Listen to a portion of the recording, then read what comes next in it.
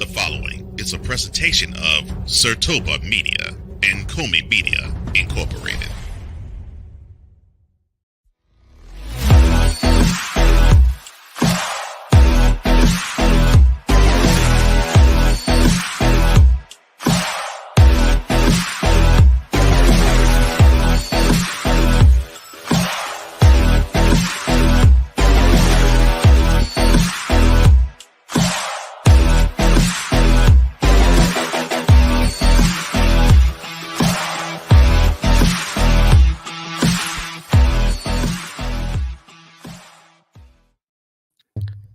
Karty B makes a field goal winning kick? No, not the rapper. No. I'll explain on the other side. This is Total Football Talk.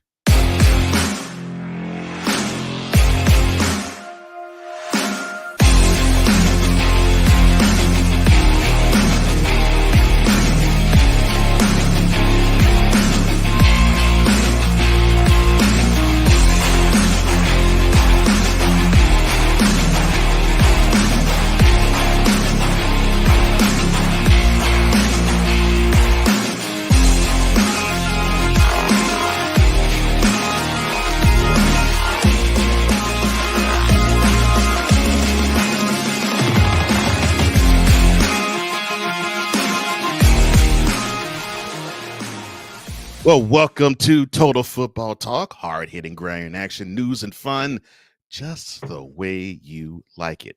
I'm one of the co-hosts of this program, Cole Johnson, a.k.a. the Mad Scientist and the EP of all EPs. And I'm joined by the other co-host, as always, for this program. Let me see, Mr. Commander's Grading Report, Mr. NR Sports Debate, Mr. Even D. Willie in the Evening. Otherwise, he is D. Willie, a.k.a. Drew Willingham. How you doing, my brother? Doing great out here in these streams this morning, my brother. Glad to be here with you for another Monday morning edition, episode 56. Let's get this thing started.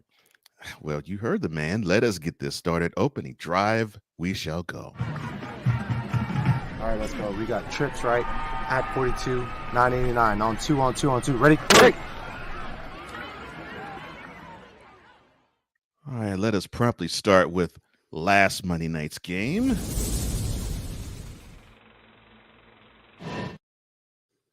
The Philadelphia Eagles, they had their proper, and I do mean proper, home opener against the Falcons. And everything seemed to look good. It was nip and tuck, but the Falcons had it all under control until a 3rd and 3 drop pass by Saquon Barkley messed everything up for the Eagles. They kicked the field goal to put themselves up 21-15. And then the defense couldn't hold them. Final score, Falcons 22, Eagles 21. Kirk Cousins, pretty good game, actually. 20-29, 241 yards and a couple touchdowns. He did have 4 carries for -1 yard, but we'll excuse that. Bijan Robinson didn't have as many carries, only 14, but he had 97 yards, and you could chip in 4 receptions for 25 yards. And Bijan, he had 97, and Kirk Cousins had -1 of their 152 yards on the ground. Darnell Mooney, and through the air, 3 receptions, 88 yards, and a touchdown. Jesse Bates III, he had the game-sealing INT, with Younghoe Koo getting 3 of 3 field goals. Oh, yeah, and that Jesse Bates game-sealing INT came on the arm of one Jalen Hurts. 23 of 30, 183 yards, a touchdown, and a pick, along with 13 carries and 85 yards, along with a touchdown. Now, you had also Saquon Barkley with 22 carries and 95 yards, 4 receptions, 21 yards, and a pretty good rushing attack for the Eagles, but it just was not enough. Your thoughts on the Falcons breaking through and stealing a victory in South Philly? This was back and forth until the end. I mean, you really saw the Falcons' competitive spirit in this game awaken, which really carried them on until this past week into week 3. So definitely the question started to arise after the game if Nick Sirianni, if he should be the head coach of the Philadelphia Eagles or not. I mean, we've also had these questions in past seasons as well. But looking at this the way that it was, I mean, we see now why Atlanta invested in Kirk Cousins, because he definitely stepped up in this game. I mean, 20 of 29 is pretty respectable for the statistical numbers for the game, along with what Bijan Robinson did on the ground, as well as helping out in the air. Their offense has been really clicking, especially the past 2 weeks, in weeks 2 and week 3. And we saw the beginning of that in this game. The Eagles, there were some question marks that were definitely brought up here, but the biggest one that we see, if Saquon Barkley is healthy, was definitely answered. It was answered in weeks 1, 2, and then, of course, in week 3. So it's going to be interesting to see how long that keeps up for. But for a really close contest that came down to the wire, I mean, this went down to the very end. We see that what could potentially be pretty interesting seasons by both of these teams for the 2024 season. Yeah, definitely. I think what I loved about that game in particular, it looked like the Falcons actually decided to show fight. The Eagles, I thought they would have the game in tow, but unfortunately, I think they needed to rely more on the run later in the game because, in my opinion, the way I would have done when they were up 18-15 would have been, all right, 3rd and 3, you were at the Falcons like 8 or 9. Heck, I just run the ball, and more than likely I'll probably get 2 yards. And then 4th and 1, yeah, the Eagles, they do this play that every other team wants banned, but they seem to always run it with success. Oh yeah, the tush push. And if you do those 2 plays in succession, the game's over. But I'm not a head coach. And it is good to see the tribe rep. We will eventually get to you all in a minute. It definitely get to your comment about the game that the Eagles played yesterday, Dante. We see you, my brother. But we're now on to the next. Oh, and in that game, both teams ended up being 1-1. We're going to Thursday night.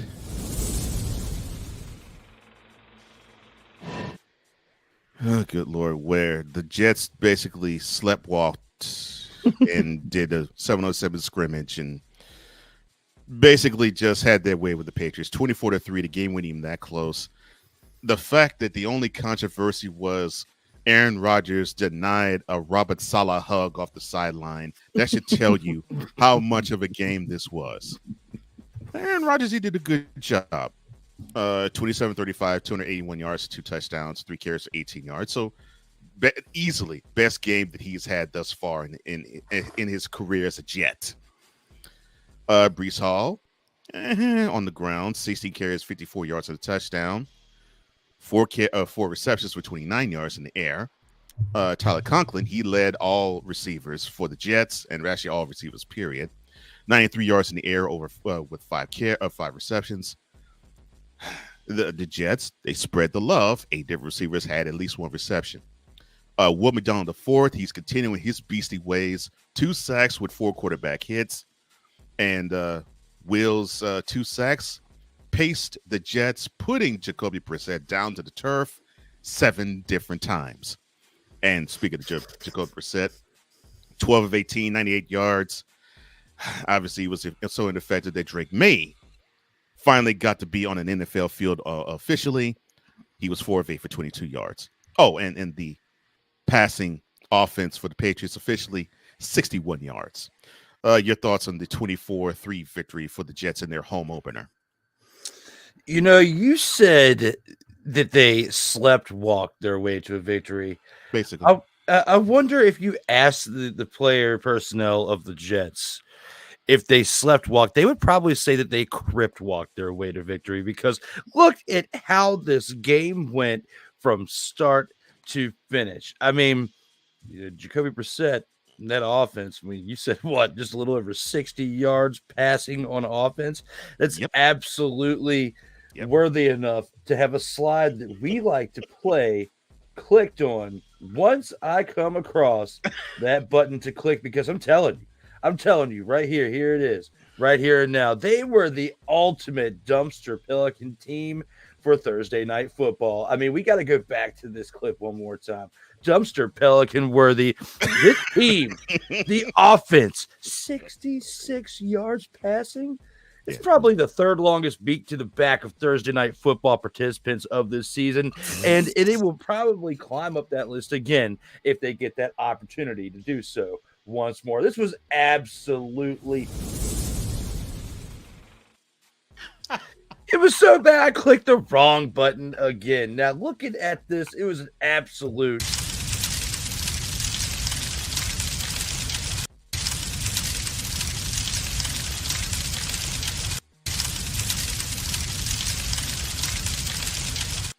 so bad I let it loop two more times. It was so bad. Bad dumpster fire. Yes, real bad. Now, of course, we already knew coming into this year that it was going to be more of a transitional year because of Drake May being a rookie quarterback. And if they were close in any games, they're going to be leaning on the backs of their defense, right? Because, Gerard Mayo, defensive minded. I mean, the hoodie was defensive minded, but we saw, where that got them after, a couple of decades and how they fell off last year. But right here and now, do I fault the Patriots offense for what they did? Not necessarily, because you got to look at the defense they're playing against. The Jets defense lived up to their name in this game. But, looking at some things too, Aaron Rodgers definitely stepped it up to Aaron Rodgers level. I mean, he turned back the clock about 10 years, put up 281 yards passing, threw 2 touchdowns, did not turn the ball over. Also had some help in the rushing department. There weren't individual players that put up huge numbers, but they put up huge contributions is probably the best way I could put it, because you had Braylon Allen carry the ball 11 times for 55 yards. He had some key first downs, Yeah, key first downs, moving the chains. Breece Hall carrying the ball 16 times, even though he only had 54 yards. He did put the ball in the end zone for a touchdown, though. We got to look at that. Also had some contributions in the receiving game as well between both of them as well. But if you take Aaron Rodgers out of it and you add Isaiah Davis into it, you got to look at the fact that their running attack carried the ball 30 times in this game, combined between 3 running backs. Okay. So that when you're controlling the, your production that way, and you have 30 rushing attempts on the ground, you and I have said it throughout the previous 55 episodes that if you really want to control the game, you have to establish the run. And that's what the Jets did. And they have been doing a pretty good job of since Aaron Rodgers took the helm this year, and doing that on a defense that's supposed to be what's carrying them through the games, that being for the Patriots. It's a pretty big thing to have in this game. So between that, set up play action, plus we saw that Achilles injury healing for Aaron Rodgers is going pretty well, because look at how he was bouncing outside the pocket and extending plays with his legs. All that in itself is a pretty good game for the Jets. I agree. We actually, I think, Thursday got a chance to see the blueprint as to how the Jets want to play a game. How they did it, that's exactly how they want to do it. Get after the quarterback on defense, eliminate opportunities for running. So all they could do is throw. And then on the offensive end for the Jets, run the ball with some balance and some well-timed throws, and to not make mistakes with the ball when they have it. So the Jets, wonderful performance, easily the best of the year for them.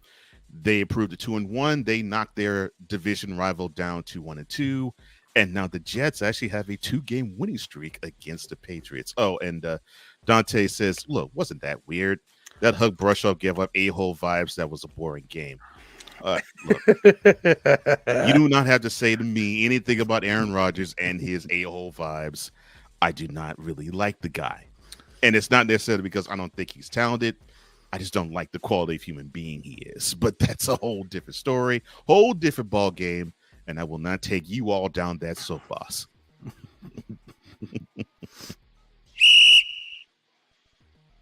All right, to the Sunday slate, shall we?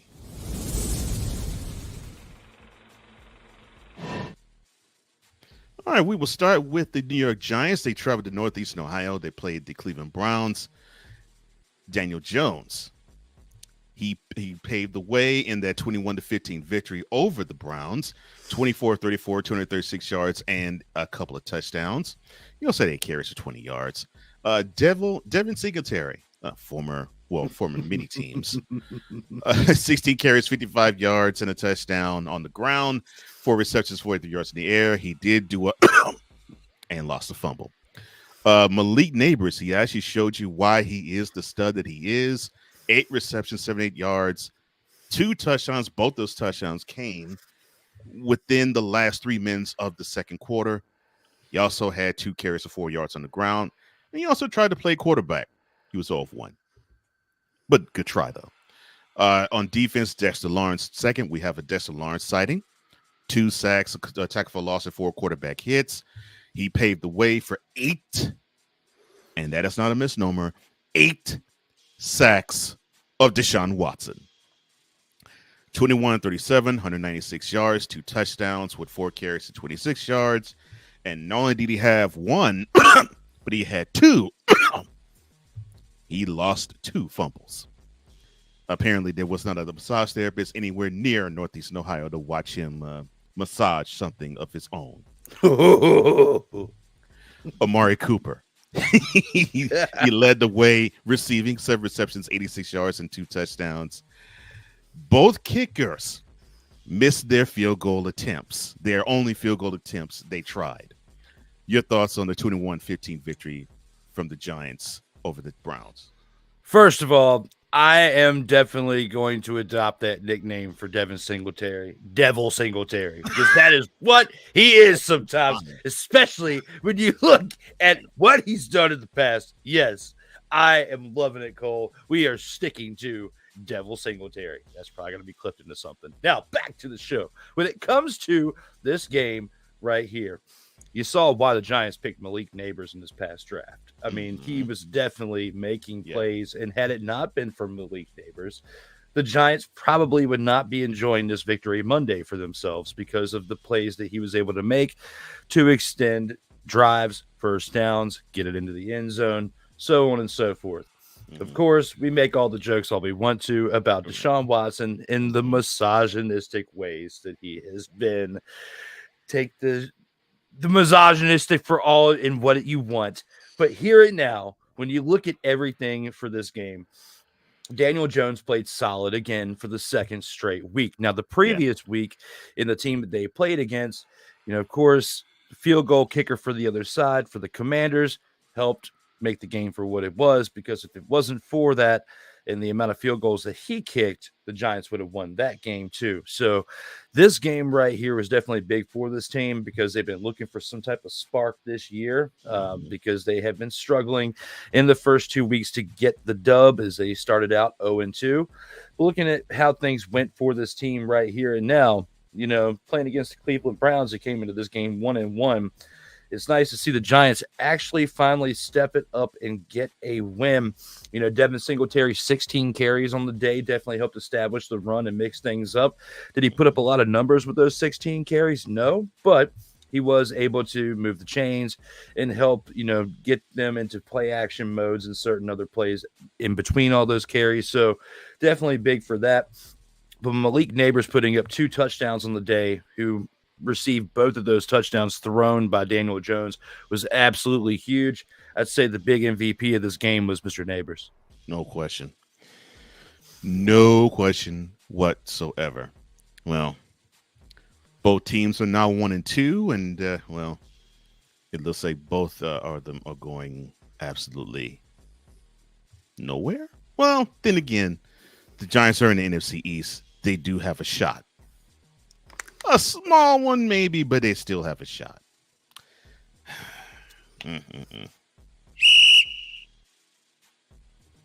All right. Speaking of, never mind.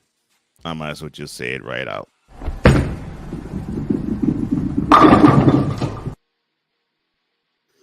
In Nashville, and this does my heart beautiful, the Tennessee Titans, they hosted the Green Bay Packers, and it looks like Malik Willis got some well-deserved revenge on his former team as the Packers mollywopped the Titans 30-14. Oh, the aforementioned Willis, 13-19, 202 yards and a touchdown. He also had 6 carries for 73 yards and another touchdown. The Packers offense, there were many of them that had rushes. They accumulated 188 yards on the ground. Not the effort that they did last week, but 188 yards is pretty stout on the ground. Emmanuel Wilson, he had 50 of those yards on 12 carries. He also had 2 receptions, 35 yards, and a receiving touchdown. On the D, Preston Smith, 2 sacks, 2 tackles for losses, and 2 quarterback hits. And he, Mr. Smith, had 2 of the Packers' 8 sacks. That's right. Just like the Giants defense, the Packers defense put Will Levis to the turf 8 times. Also, you had Xavier McKinney. He had a pick, and Jair and Alexander had a beautiful INT where he stepped in front of a hanging sideline pass, an out route, and went 35 yards for a pick 6. Oh, and not to be outdone, Braden Narvison, he had 3 field goals. So it looks like the Packers have found their new kicker. On the other side of the coin, Kenneth Murray Jr., he had 5 solo tackles, 2 sacks, 2 a tackle for loss, and 2 quarterback hits. But Will Levis, 26-34, 260 yards, 2 touchdowns, 2 INTs, 3 carries, 12 yards. Oh, yes, right. He also had he is the gift that keeps on giving to opposing defenses. Your thoughts on the 30-14 victory, and the game wasn't even that close. The Packers victory over the Titans. We're throwing shade on Will Levis today, but I think we should add one more thing. Not only the fact that, the one you replaced is the heir apparent at quarterback.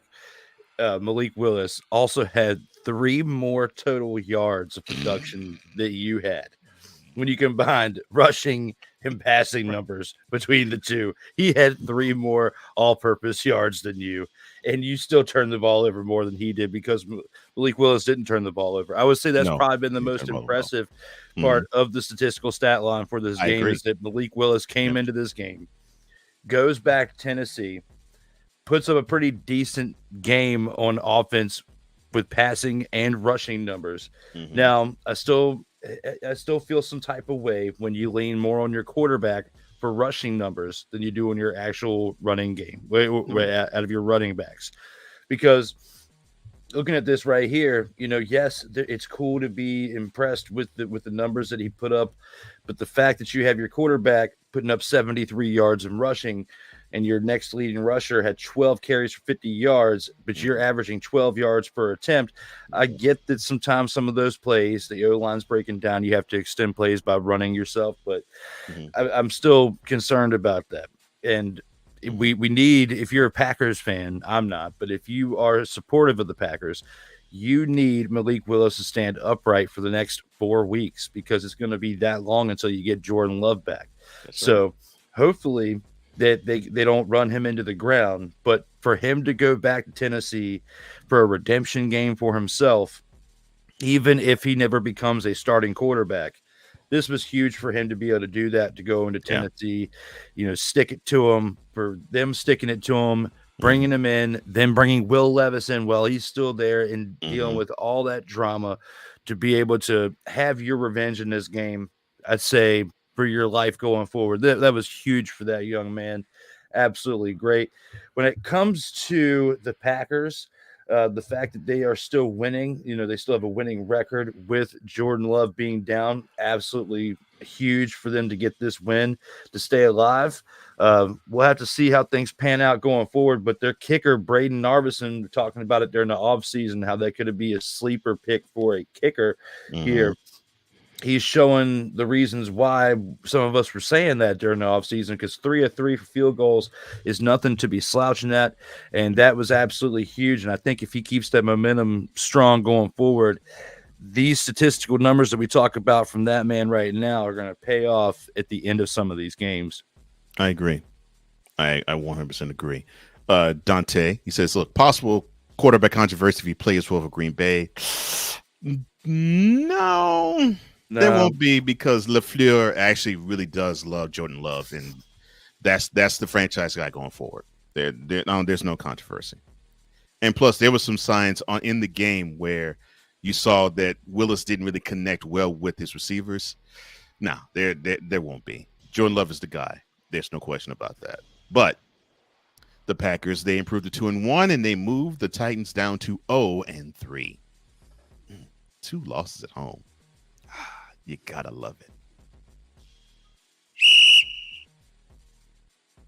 All right, let's go to Indianapolis, Indiana, where the Colts played against the Bears. We got a chance to see T.Y. Hilton toss Seth Rollins onto the field. And for those who don't know, Seth Rollins is a huge Bears fan. And the Colts did a little bit of tossing themselves as they beat the Bears 21-16. Anthony Richardson, not really all that impressive. 10 of 20, 167 yards with 2 INTs, along with 8 carries, 24 yards. It almost looks like he has a carry pitch count, because I have not seen him really have a whole lot of rushing stats in terms of carries. But of course, the star of the game to me, Jonathan Taylor, 23 carries, 110 yards, 2 touchdowns. That is where the bread is butter for the Colts. He also had a reception, 25 yards, and at 110 yards, along with the 24 from Richardson. Those 134 yards were part of a 150-yard rushing attack from the Colts offense. The Colts defense, they ended up having 4 sacks. They had 4 different guys chipped in with a sack each. Jalen Jones had 2, not 1, but 2 INTs of Caleb Williams. 33 of 52, 363 yards, 2 touchdowns. Already mentioned the 2 picks. He had a carry for 8 yards. So he also had a, that's right, he coughed it up once. But you had a good sighting. Roma Dunze, 6 receptions, 112 yards. His first ever touchdown receiving, along with Caleb Williams' first of the 2 touchdowns of throwing in the NFL career. He also had a carry for 2 yards. Cole Kmet, he had the most receptions in the game, 10, 97 yards with a touchdown. And then DJ Moore, 8 receptions, 78 yards, a carry for -6. Oh, and Jalen Johnson, he had an INT.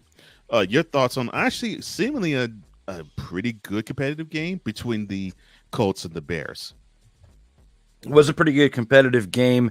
I think that the Bears should have won this game, though. I mean, it was Caleb Williams that threw this game away with the multiple interceptions, them turning the ball over.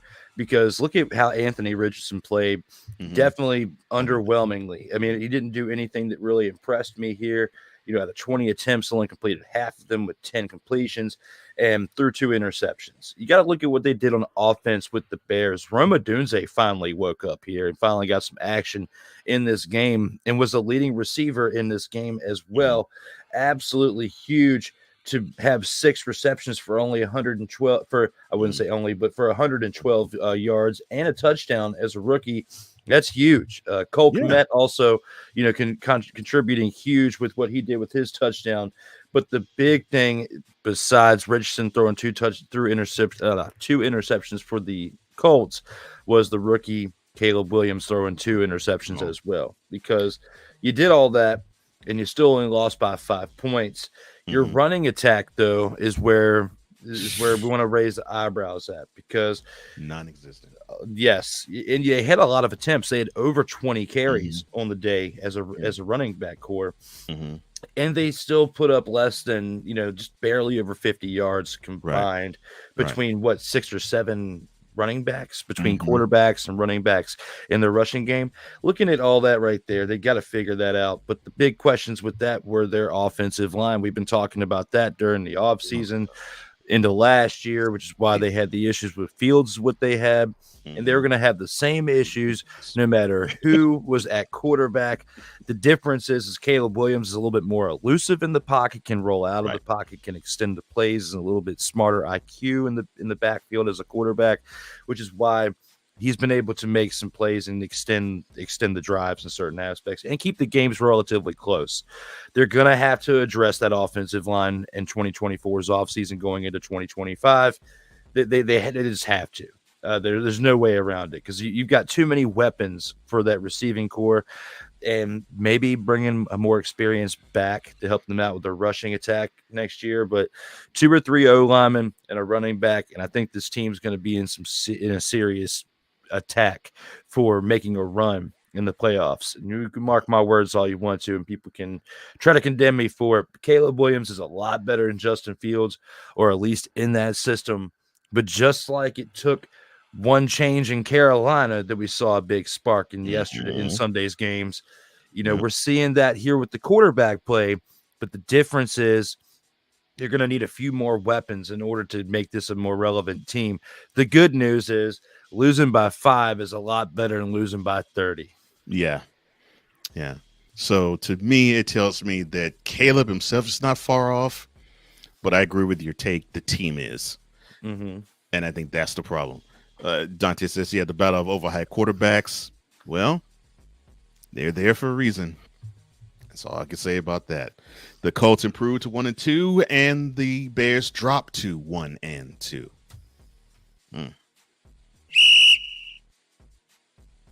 All right, now let's get this over with. The Houston Texans. Yes, you all were all of this and then some. Dumpster, Pelican. Oh my gosh. All of you. And the biggest one is Laramie Tunsil. All of you. Just dumpster, Pelican. Let me stop. 34-7. The Texans went to the Twin Cities to play the Vikings. The game wasn't even that close. And the Vikings, I have no problem saying it, they dominated the Texans on all fronts. Sam Darnold, he could not have played a much better game. He could have been a little more efficient, but doesn't matter to me. 17 of 28, 181 yards, and 4 touchdowns. He did what he was supposed to do, and he did not turn the ball over. Aaron Jones, he actually got 100 yards on the ground, 19 carries, 102 yards. He also had 5 receptions, 46 yards, and a touchdown. Justin Jefferson, 6 receptions, 81 yards, and a touchdown. And here is where the problem started. Jonathan Grenard, former Texan, 3 sacks, 3 tackles for losses, and 3 quarterback hits. And then 3 sacks from Grenard that paced the Vikings getting 5. Oh, Camo Grugier-Hill, another former Texan with a pick. Cameron Bynum, another pick. Real Richard with 2 field goals out of 2 attempts, the long being 58 yards.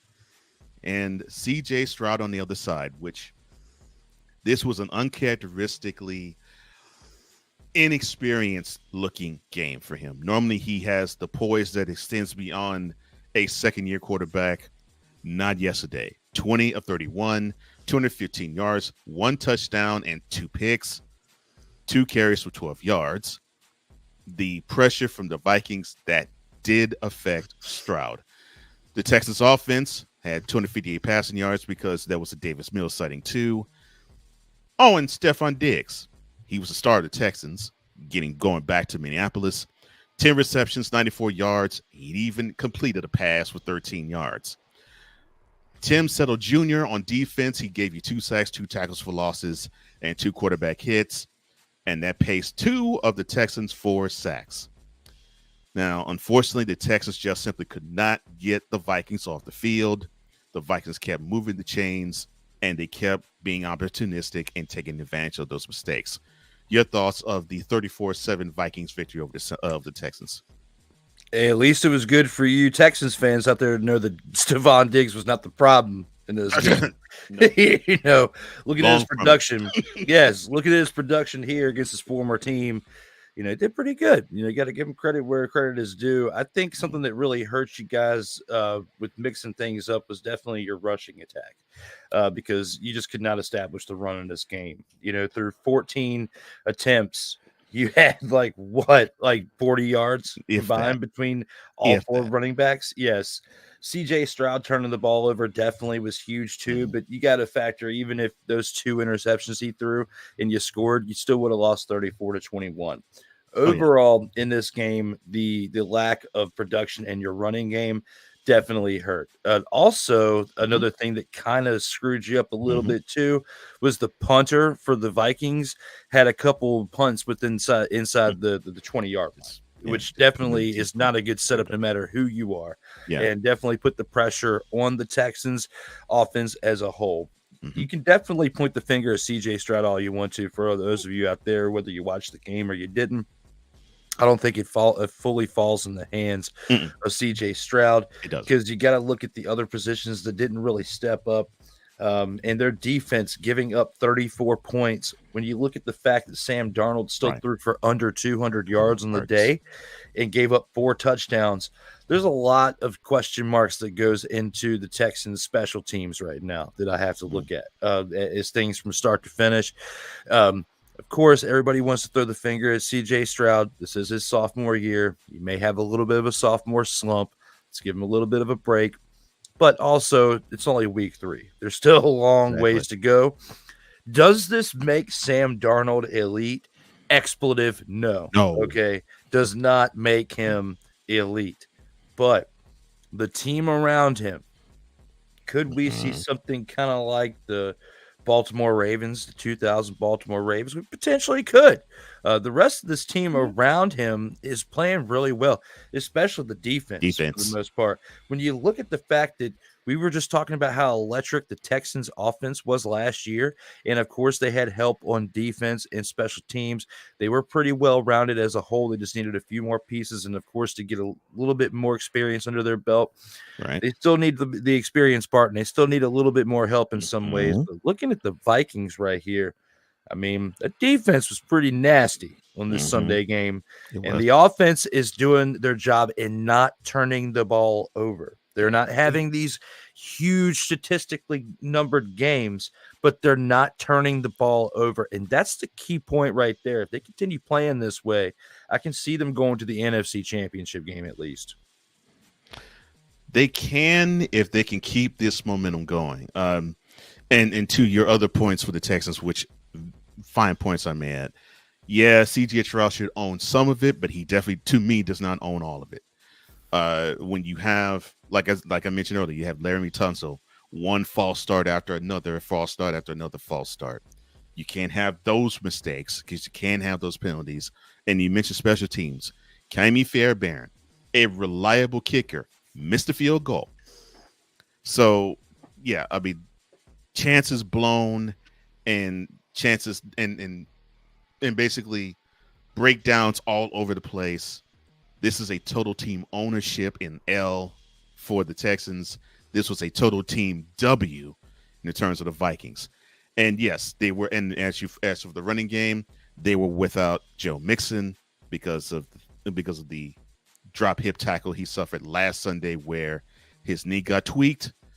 And so that totally affected the effectiveness of the balance of the Texans. And when they become one-dimensional, they do not operate well at all on offense.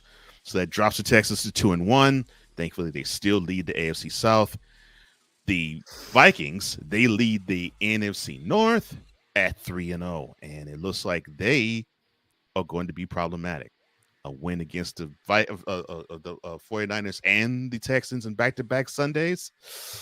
And I agree with you. That defense is going to be problems. Ooh, man. Now to an exciting, but you could say ugly game down in New Orleans. The Saints, they had a lead in the third quarter and they had a lead in the fourth quarter. They could not hold it. And the effective exploding offense that we saw the first 2 weeks, it disappeared. The Eagles, they fought tooth and nail with the Saints. They prevailed over them 15-12. Jalen Hurts, 29 of 38, 211 yards, an interception, and lost fumble. 2 carries to 25 yards. But the story basically would be Saquon Barkley, 17 carries, 147 yards, and a couple of touchdowns. Both those touchdowns were in the fourth quarter, with 4 receptions to boot for 9 yards. And then you have Dallas Goedert, who paced the way, I should say, with 10 receptions and 170 yards in the air. You had on the other side, Derek Carr, 14-25, 142 yards, a touchdown, along with 2 carries and 3 yards. He did throw a pick, and that pick was at the hands of Reed Blankenship, who gave you the game-sealing INT. Alvin Kamara, who did a lot of damage last week in Dallas, was a little bit more contained. 26 carries, 87 yards. Also, you chipped in with 3 receptions for 40 yards. Chris Olave had 6 receptions, 86 yards, and a touchdown. You had Paulson Adebo, who gave you 10 total tackles. You had Tyrann Mathieu, who gave you 7 of them as well, along with an INT. You had Brian Breesy with 2 sacks, 2 tackles for losses, and 2 quarterback hits. Carl Granderson had another second half with 2 tackles for losses and 2 quarterback hits. And those 3.5 sacks paced the Saints 4 sacks on defense. Your thoughts on this 15-12 ugly victory by the Eagles? It was definitely a slugfest between the defensive fronts and the offensive lines between both teams. It was definitely very physical up front for both teams. And yes, Dante, I think I'm agreeing with you a little bit on Nick gotta go. But when it comes to Jake Elliott, I think he needs to be taking Saquon Barkley out to dinner and thanking him for his contributions. Because had it not been for Saquon Barkley's 2 touchdowns making a dent in this game, Jake Elliott might be looking at a pink slip here soon, because out of his 1 attempt at a field goal, he missed that unit. We were talking so high about Jake Elliott in the past few years and how much of an elite kicker he is. Well, he wasn't an elite kicker in this game. And we also know who else was an elite. That was for the Saints, Derek Carr. Look at what he did. 142 yards in the day, a touchdown and interception. You look at what they did against the Cowboys the week prior, of course. We were praising him as much as we should because of what he did. But in this game against the Philadelphia Eagles, did not do so much. And the fact that the Eagles had to lean on Saquon Barkley again to get the victory, you know, they wouldn't have all this stuff going their way in these games if it wasn't for Saquon Barkley stepping up in these 3 games they've played. They would not be 2-1. They would be 0-3 if they didn't have Saquon Barkley to lean on. So Nick Sirianni needs to be, you know, we're just talking about, you know, the one player and giving it up to them for what Saquon Barkley did for the kicker, but the head coach needs to be giving it up to the running back, because that's who's saving his job right now. 100. And Dante, he was hyped from yesterday's performance. He says, look, I told y'all to put some respect to the Eagles' name. Did you really think we would lose to Derek Carr? I could say no. I don't think we lose to Derek Carr. Unfortunately, Drew thought that you would lose to Kirk Cousins and did. Well, what can I say? Oh, but he also said, look, man, Jake, that was a 60-yarder from Jake Elliott, but you passed on a 20-yard field goal. Look, man, Nick got to go. My man, Dante. Look, look, we both know another Eagles fan, and he feels the exact same way. Can't stand Nick Sirianni either. But unfortunately, he helped your team improve to 2-1, and they dropped the Saints to 2-1. But that's the type of game I like to see, actually. The big uglies showing out. I love it.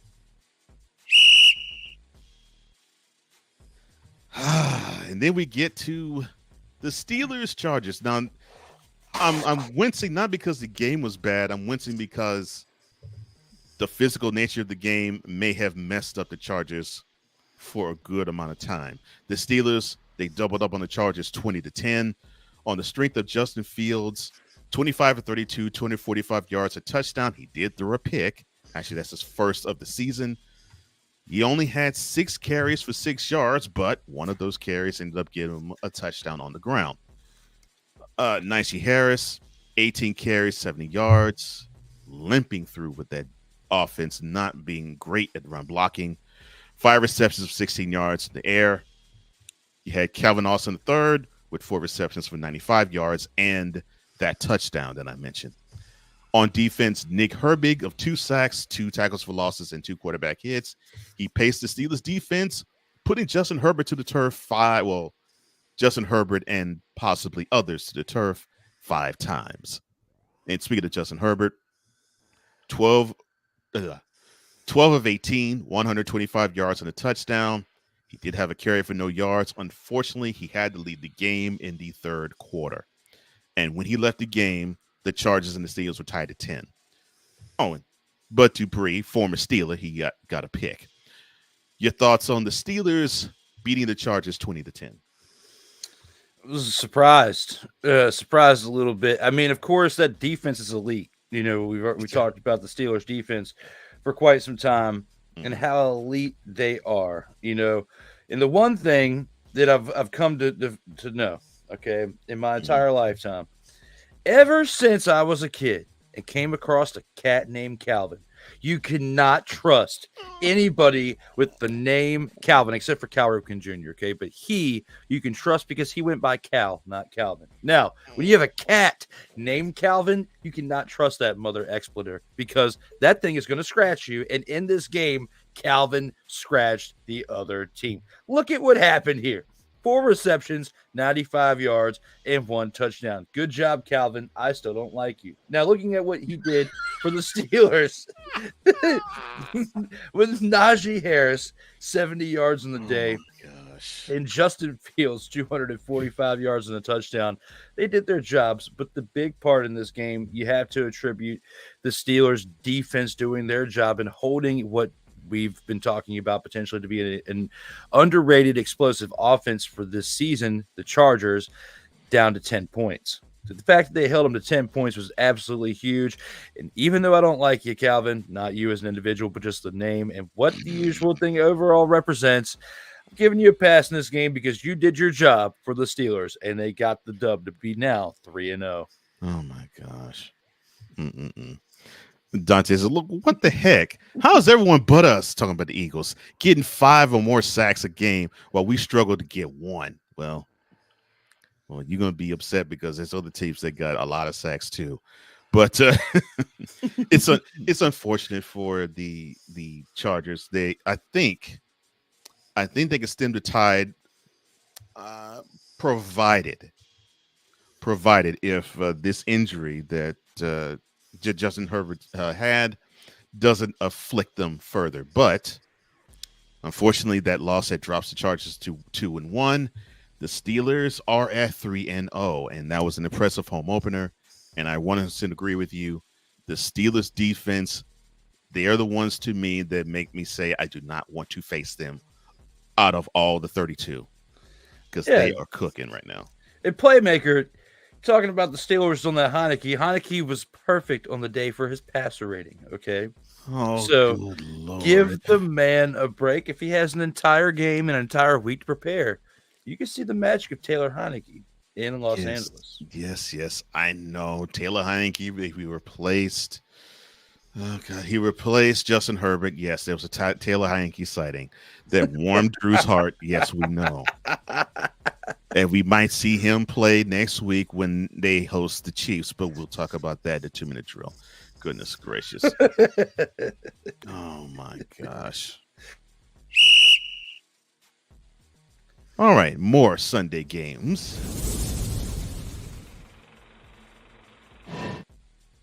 There was a Carolina Panthers signing. They must have signed their NFL charter and decided to come up from high school level. Well, they decided to play the Las Vegas Raiders and beat them 36-22. And the Panthers actually made the Raiders look horrible. And I really do mean they made them look horrible. Andy Dalton, the Red Cannon, came back at full force. 26 of 37, 319 yards, 3 touchdowns. He did have 2 carries for -2 yards, but it doesn't matter. The 319 yards, 3 touchdowns, that is what does it.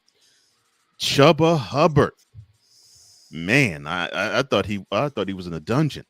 21 carries, 114 yards, 5 receptions of 55 yards, and a receiving touchdown. Deontay Johnson, he paced away receiving wise for the Panthers. 8 receptions, 122 yards. He had one of those 3 touchdowns that Andy Dalton threw.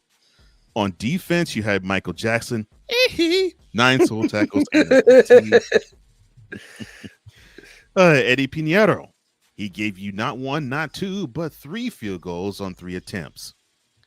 On the other side, Aiden O'Connell in relief, 9 of 12, 83 yards and a touchdown. Trey Tucker, he had 7 receptions, 96 yards and a touchdown. On defense, Marcus Epps, he had 10 total tackles. But the star of the show, Gardner Minshew, 18 of 28, 214 yards, a touchdown, and a pick. Your thoughts on the Panthers embarrassing the Raiders? From the moment that you went, hee hee, I knew this show was going to go.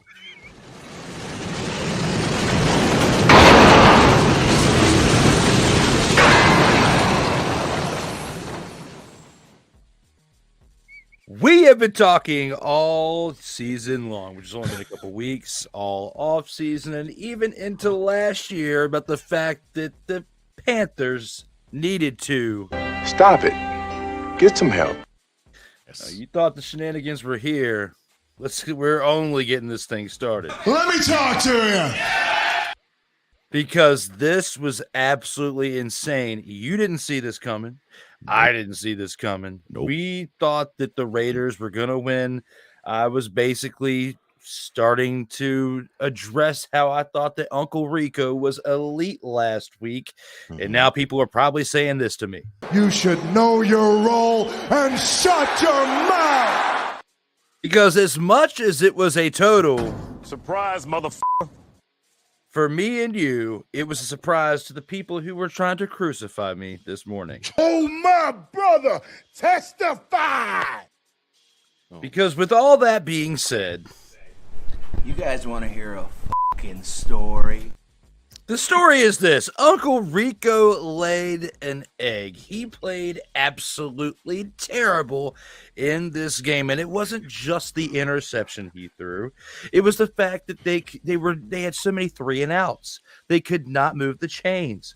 This game was absolutely ugly from the offensive side. And when you look at a team in the Carolina Panthers who has had Andy Dalton for the past 2 seasons and didn't really use him in 2023, yet you bring him out here in 2024 and make him look like an elite quarterback with 300 and some passing yards and 3 touchdowns. I don't know if it was bad for the Raiders in the fact that they gave up the type of numbers that they did to a Panthers team that's been playing the way they did, or if it just goes to show how bad Bryce Young really is. It could be a little bit of both. This could have been the very end of his NFL career or the beginning of the end if you have Andy Dalton, the Red Rocket, putting up numbers like this for the next few weeks. Because when you think about how Trey Lance's, how his stay with the 49ers ended, I think this is worse for Bryce Young because he had more time to develop. Trey Lance got hurt. Okay.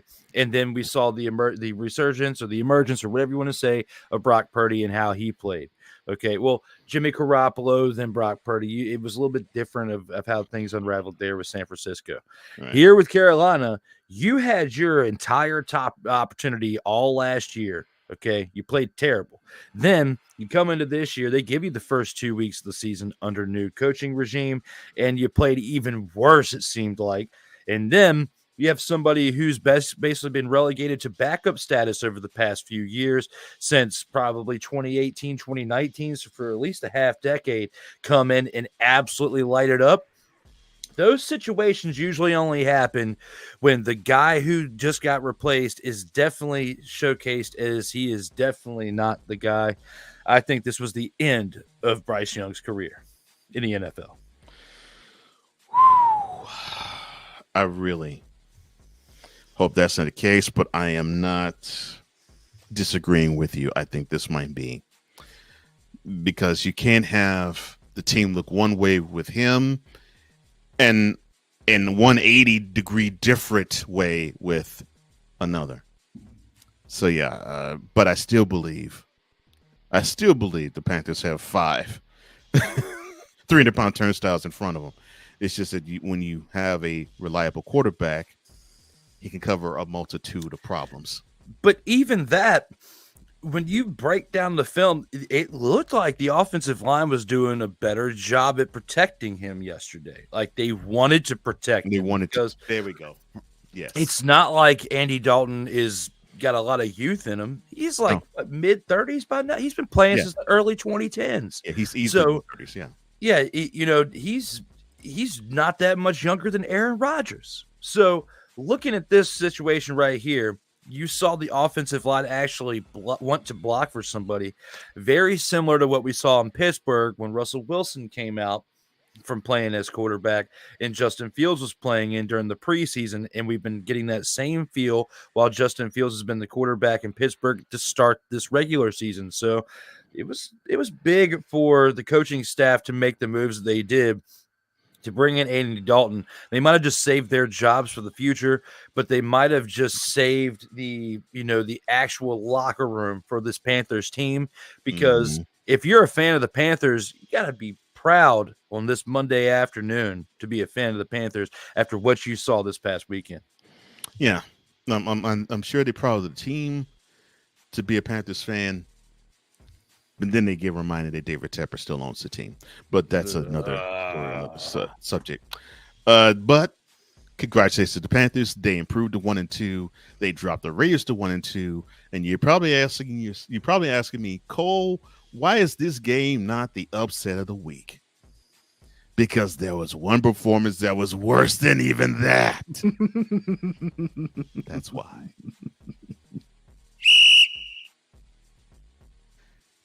Now, the Dolphins talking about bad performances. They unfortunately, I guess they're carrying the Tua Tagovailoa less ways with them as they went to the Pacific Northwest and laid a golden egg against the Seahawks to the tune of 24-3.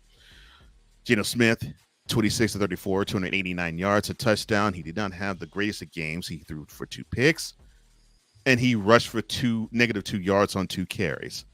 Zach Charbonnet, he gave you 18 carries for 91 yards and 2 touchdowns on the ground, 3 receptions for 16 yards in the air. So congrats to you having 107 total yards, Mr. Charbonnet. DK Metcalf, 4 receptions, 104 yards, and that touchdown.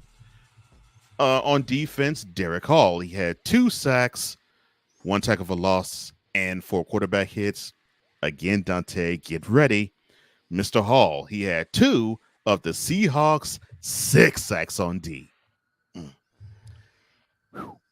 Jason Myers, he was only 1 of 2, but that 1 was from 56. And on the other side, Skylar Thompson, 13 of 19, 107 yards, and a cracked rib. He got pulled for Tim Boyle, who was only 7 of 13 for 79 yards. He also rushed for 6 yards on the carry. And Kida Kohau, he gave you a pick, and so did Zach Sealer. Your thoughts on the Seahawks basically owning this game from opening kickoff?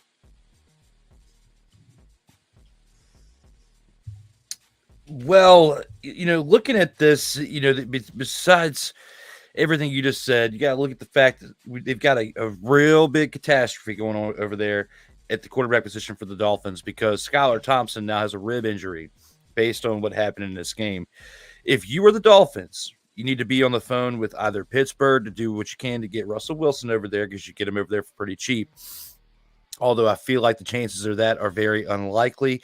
And the Steelers are going to hang on to Wilson because of how cheap they have him for. It doesn't hurt them to keep him, right? Because if something happens to Fields in the middle of the season or even late in the season, you have an insurance policy right there. Correct.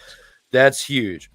If I were the Dolphins, I would be on the phone with the Jaguars today trying to bring Mac Jones over there to the Dolphins because that would be the only thing that could similarly be the best move for them at this point in the season. Because if you're relying on your third-string quarterback, Tim Boyle, 7 of 13, 79 yards, I mean, it's not going to work out for this team.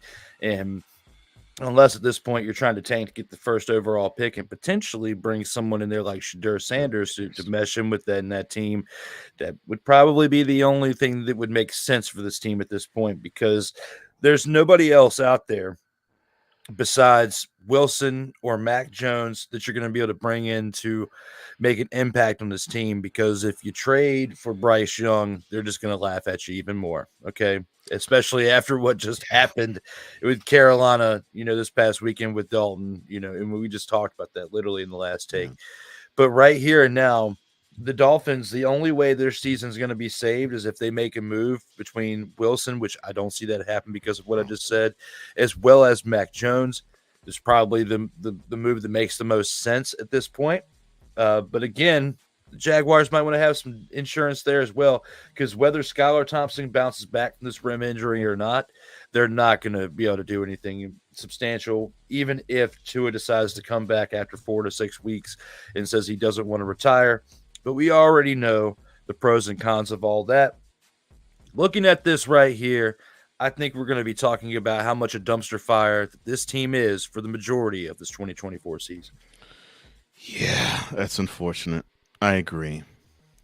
And a team that had Super Bowl dreams, I don't think they will, because unfortunately, the quarterback position from the Miami Dolphins is brought to you by the letter.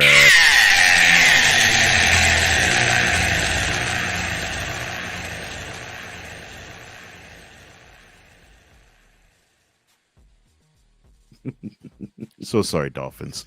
They fall to 1-2. The Seahawks, they improved to 3-0. And then you have the dumpster fire that's the Cowboys defense.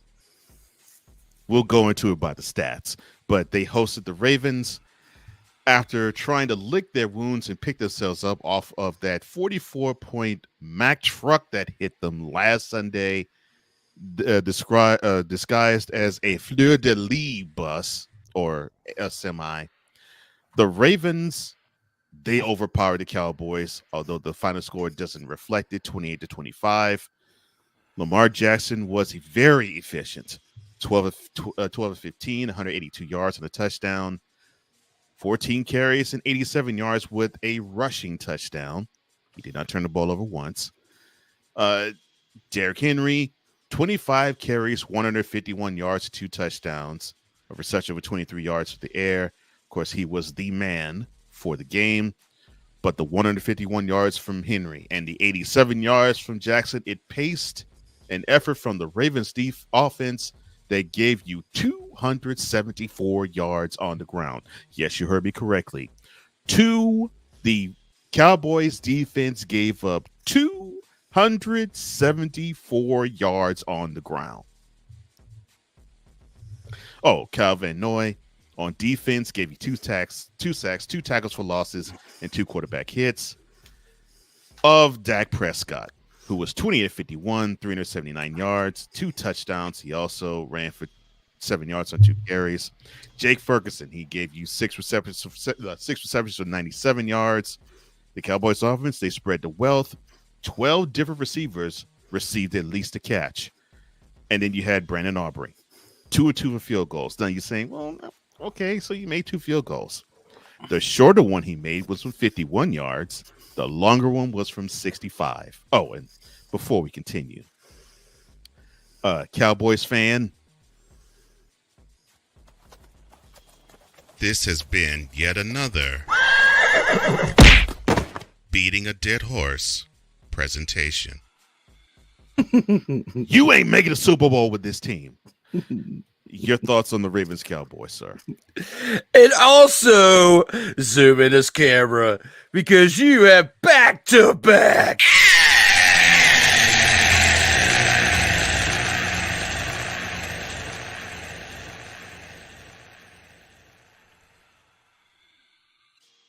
We are making that into a short. What you said, followed by what I said. I had to. Now, back to this message right here, because the Cowboys, it is like Christmas this week that you just gave us another present that she just went back to back with L's. Now, Dak Prescott, you threw for nearly 400 yards in this game. It's pretty respectable, but you're going against a team that not only has an elusive running back, being able to put up 151 yards still at a very late age as far as what running backs are considered. Right. And put up 2 touchdowns. But you got Lamar Jackson, who's also getting it done on the ground as well, and not turning the ball over at the quarterback position is absolutely huge. But when you look at this as a whole, besides Henry and Jackson, Justice Hill was able to make an impact as well. But their receiving game was pretty quiet, which is why the reason that you only had 182 yards out of Lamar Jackson. That's going to have to improve, because the Cowboys defense is just not elite. There's no reason why you shouldn't be able to pass the ball on this defense. Definitely made me yawn as well. And the fact that the Cowboys rushing attack, that's I'm surprised they were still in this game by only 3 points with the type of rushing attack they had, because they were not establishing any type of a run. It was the arm of Dak Prescott that kept them in this game. And you got to look at the fact that the man mixed it up between almost a dozen different receivers. I think 11 different people caught the ball in this game. So being able to mix things up is what kept them in it. And as well as you got to look at what Brandon Aubrey's been able to do. He had a long of 65 yards in this game of a 65-yard field goal, something to bat an eye at.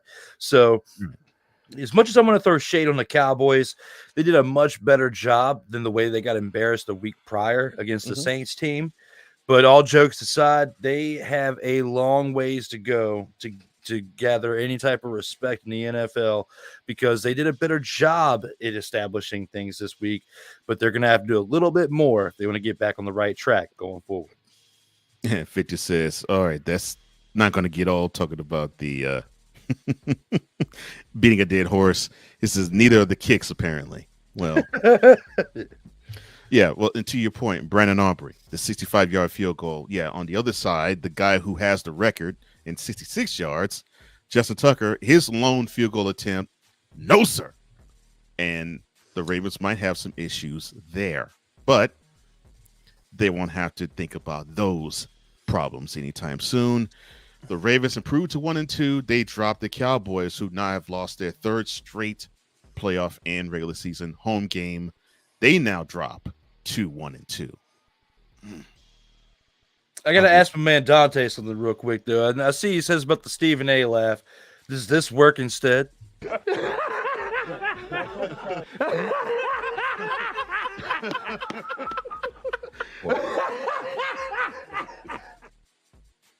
Now, we didn't have it on the arsenal, but does it work?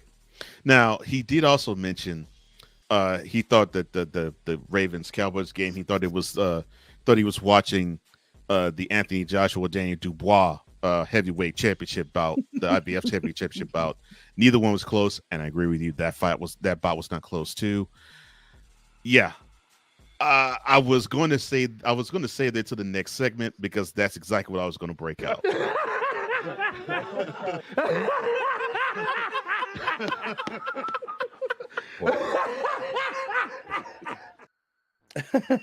Because the way the Cowboys defensive front is with when it comes to stopping the run.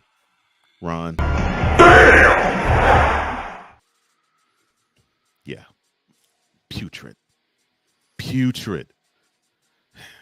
Jokes aside, Cowboys, you should be ashamed of yourself as horrible as you are stopping the run. Goodness gracious. All right, now we get to the Lions going to the desert and taking over University of Phoenix Stadium, because it did not seem like a home game for the Cardinals. It seemed like a home game for the Lions. They beat out the Cardinals 20-13 as the Cardinals were donned in black. It must have been to their funeral. Jared Goff, 18-23, 199 yards, 2 touchdowns. He did suffer a pick. He also carried the ball 3 times for 6 yards. And he actually had a key first down with one of those carries. David Montgomery, and I'm loving what I'm seeing with their running game. This was his turn. 23 carries, 105 yards and a touchdown, 3 receptions, 17 yards in the air. Jahmyr Gibbs, he was not absent. 16 carries, 83 yards, a reception for 20 yards and a touchdown. But yes, that 105 yards from Montgomery and the 83 yards from Gibbs and also the 6 yards from Goff as well. It contributed to a 187-yard rushing attack from the Lions offense. On defense, Kirby Joseph, he gave you a pick of Kyler Murray, who was 21 of 34, 207 yards, and a touchdown along with that interception, 5 carries for 45 yards. And Dennis Gardeck was the recipient of the Jared Goff interception. Your thoughts on the Lions beating the Cardinals? This game was not eventful to watch in the second half because most of the production came in the first half. Defense was able to contain both teams on each side throughout the second half. And Collar Duty, as we like to call him over here on TFT, definitely reverted back to collar duty status when you look at how he was producing in this game. You know, Marvin Harrison Jr. was able to contribute a little bit, especially in the first half, and get another touchdown. They have back-to-back weeks with touchdowns, now 3 touchdowns throughout the consecutive weeks to kind of make up for the lackluster performance in game 1. So he's still doing pretty well as a weapon over there. But overall, this Cardinals offense was fairly quiet on the day. I would say the Lions did a better job at game management and bouncing back from what they did in week 2. Yes. But also, they got to be concerned about the fact that Jared Goff did throw an interception. But David Montgomery was definitely their big vital piece on the day, as well as Jahmyr Gibbs. Between the 2 running backs, they nearly ran for about 200 yards on the day. And between Montgomery and Gibbs, they combined for 39 rushing attempts. So looking at that right there, the well-balanced attack on the offense for the Lions is the reason why they won this game. They established the run very well, and they had the time of possession on their side as well. So the Lions proved why they have been up and coming over the past few seasons, and the Cardinals proved that why over the past few seasons they've had some flashes in the pan. They still have a long ways to go to become elite in the sense like the Lions are. Oh, man. It's just I want to believe in the Cardinals, but they have these performances like this one, where it's like you reverted back to form. And what gives me hope for the Lions, I'm loving the fact that they're not having Goff throw the ball 45 times. I'm glad that they're trying to establish a run, and they're doing it with a 2-headed monster, because Montgomery and Gibbs, they make for a great combination. And if each of them get over 1,000 yards, look out. The Lions are going to be a tough team to beat. They improved to 2-1. They dropped the Cardinals to 1-2.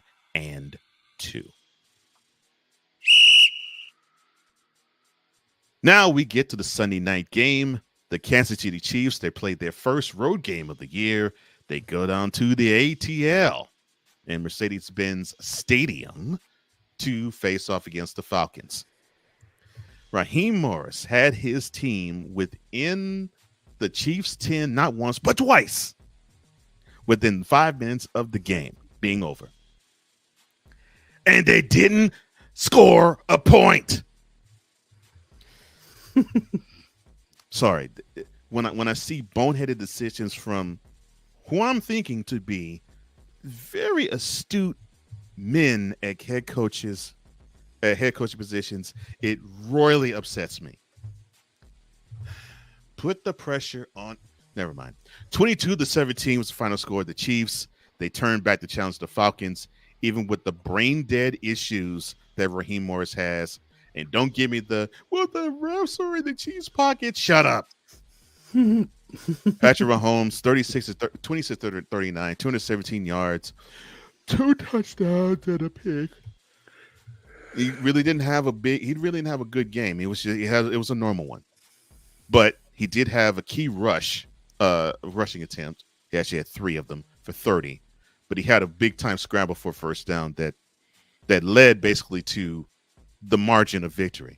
The Chiefs offense, many different pieces, and it looks like this is what they're going to do in the stead of Isaiah Pacheco. they gained 141 yards on the ground. So I love what they're doing there. They're not abandoning the run, although 39 throws from, even if it is Mahomes, it's a wee bit much. But Rashee Rice, who eventually is going to be suspended off this team, I don't know when, but he is the engine that is bringing the passing attack to defenses. 12 receptions, 110 yards on a touchdown. He did have a carry for a yard. On defense, Chamari Connor, he had a pick and a wise decision to actually lateral it that set up a field goal. And I think that was at the end of the first half, which actually propelled the Chiefs to get momentum in the second half. Harrison Butker, 3 of 3 field goals. He had a long of 53 yards, but he missed an extra point. I'm sorry. I had to throw that minor shade there. On the other end of things, Kirk Cousins, 20 of 29, 230 yards, a touchdown, a pick, a carry for -1 yards. And obviously on 4th and inches, we ain't going to discuss having him do a quarterback sneak. Oh, I'm sorry. Again, let me stop. I'm supposed to be unbiased here. Justin Simmons on defense, he gave you a pick. And Young Wei Q, he gave you a 53-yard field goal. He should have given you more of them. Your thoughts on the Chiefs' victory over the Falcons, sir? The Chiefs' victory is basically on the hands of their defense, because what they were able to do to hold the other side in their running attack to the lackluster production that they gave. I mean, Tyler Algier, 7 carries for 32 yards. Bijan Robinson, out of 16 carries, only mustered up 31 yards on the day, averaging 1.9 yards per attempt. And yes, he had a touchdown. But again, you have to look at the Chiefs defense in the fact that the other team ran the ball 23 times and you held them to only 63 total yards out of all those rushes. That's awesome. That's the reason why you guys won this game, in my opinion. And the way that I looked at this game too, yes, you got to look at Young Wei Hugh. You know, you got to look at what he did. Yes, you want more kicks out of him. You want more production out of him, but you shouldn't have to rely on that statistical factor alone. Both quarterbacks for both teams turn the ball over. And, you know, the Chiefs need to be counting their lucky stars for their defense, for one, because at some point, like you said, Rashee Rice is not going to be with this team, and they're not going to be able to lean on him for this type of production. And when you have your next leading receiver, Kelsey, at 4 receptions for 30 yards, that's you can't bank on that when Rashee Rice is gone. And excuse me. Yes, you can rely on this defense, because this defense has been a huge part of your dynasty run that you've had over the last, half decade.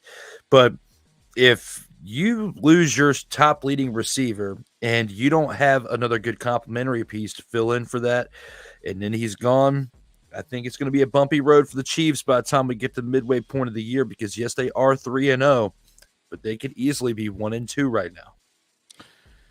And people think that I was actually, they thought I was joking when I said that the defense is the stronger unit of the two with the Chiefs. Last night was proof of why I say that. I mean, the Chiefs could have folded. They were deep within their territory twice within 5 minutes of the game being over. And the Chiefs defense was like, nope. Oh, and you're going to go for it on 4th down? Oh, we're going to stop this. And they were up to the task both times.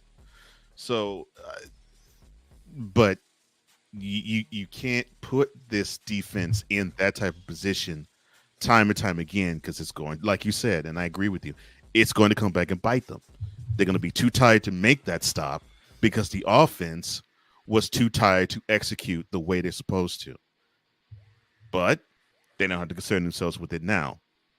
We may see a repeat of this year as last, because they did start off fast last year. And when we got to November, we started to see them run out of fumes. Hopefully that doesn't happen to the Chiefs. But right now they are 3-0. And they made the Falcons 1-2 again with the no. Sorry. Let me see if I can find this correctly.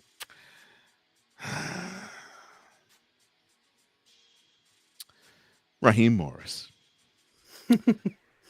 if you're down 22-17, you have the opportunity to make the lead within 2. That if your defense gets a stop, another field goal wins the game.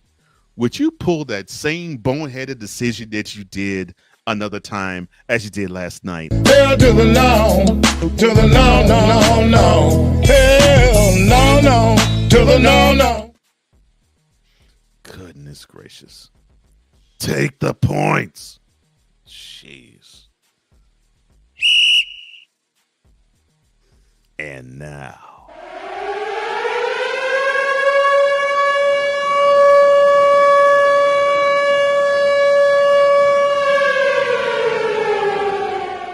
We have arrived to the upset of the week. And it is the Broncos putting it on the Tampa Bay Buccaneers. Now, you say, well, you could have put the Panthers and the Raiders. I was like, no, because I did not see. Talk about something I did not see. I did not see the Broncos own the Buccaneers in this game. 26-7. The game wasn't even that close. Bo Nix, congratulations on your first NFL win, sir. 25 of 36, 216 yards, 9 carries for 47 yards and a touchdown. I love the fact that the stat that I want to see, I did see 0 turnovers. Good job, Bo. And that 47 yards, he led a varied rushing attack, which gave the Broncos offense 136 yards on the ground.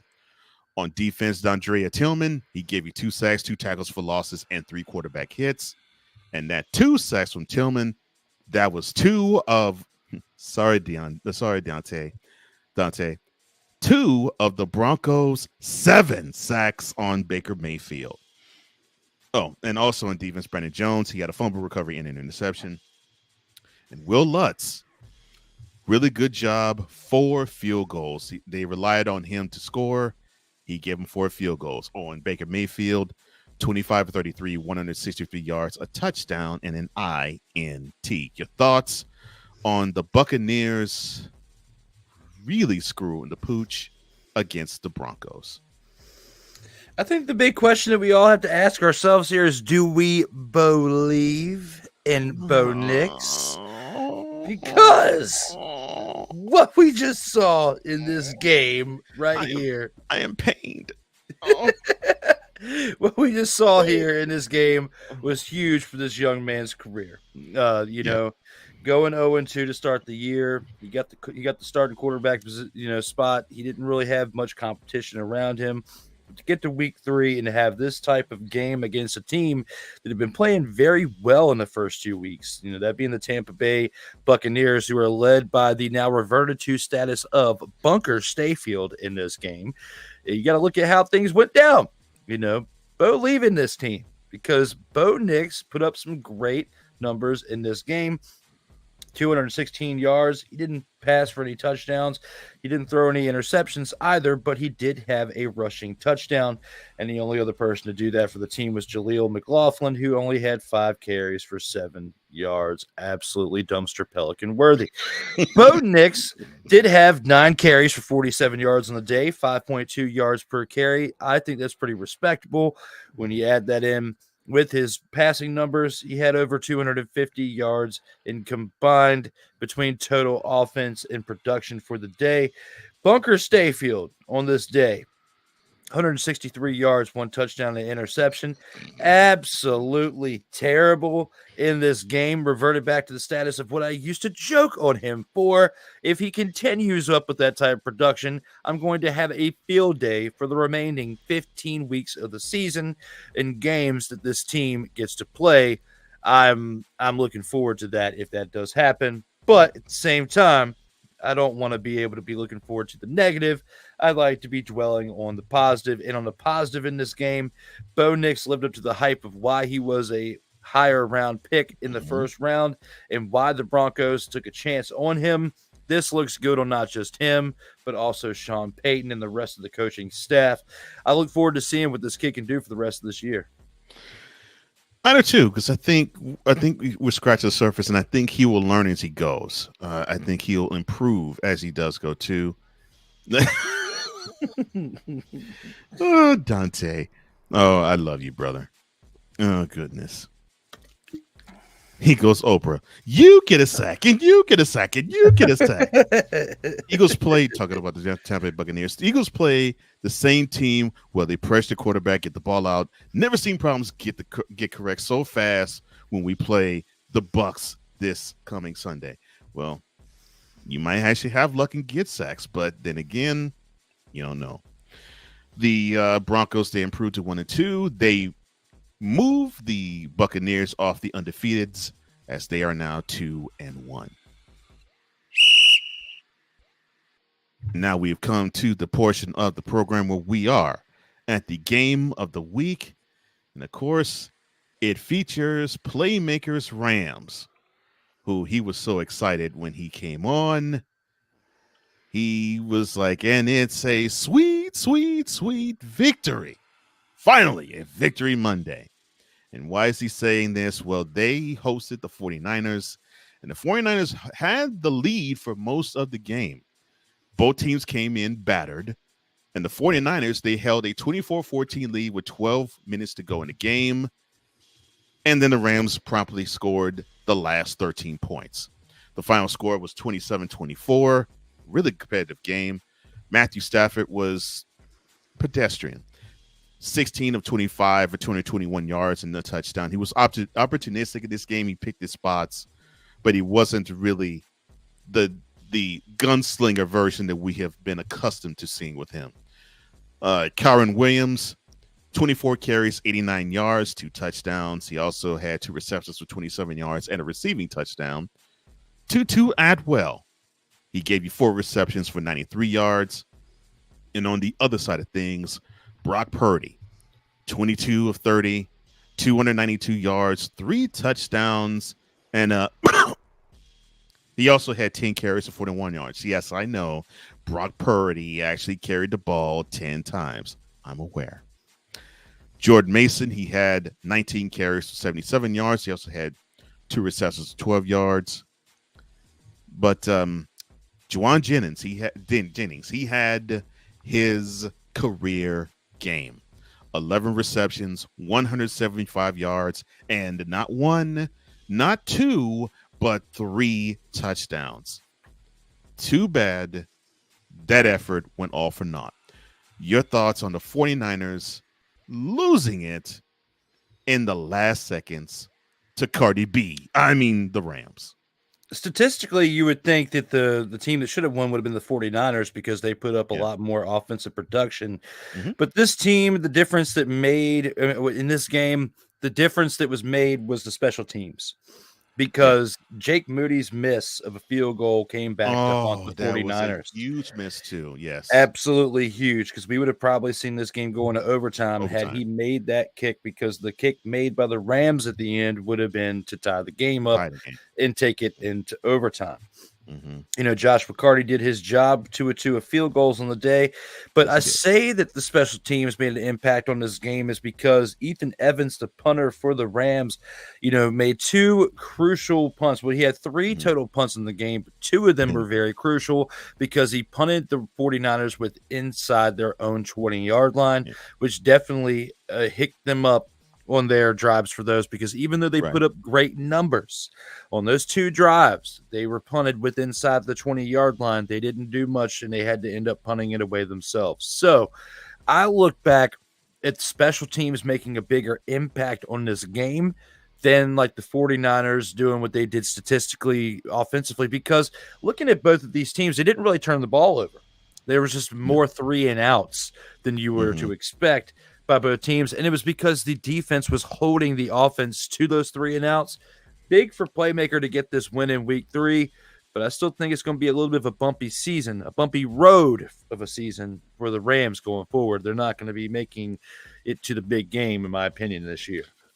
Well, I think it looks like it's now going to be a bumpy road for the 49ers. I'm not say they're going to languish in mediocrity, but yes, but their road's going to be much tougher than I think they imagined it was going to be. Yes, I know they're without Deebo Samuel and they're without Christian McCaffrey. Yes, I'm fully aware of that. However, like with my Texans, and I said it earlier, you got to play with the cards dealt. They do not cancel games until people get healthy. So They got to play.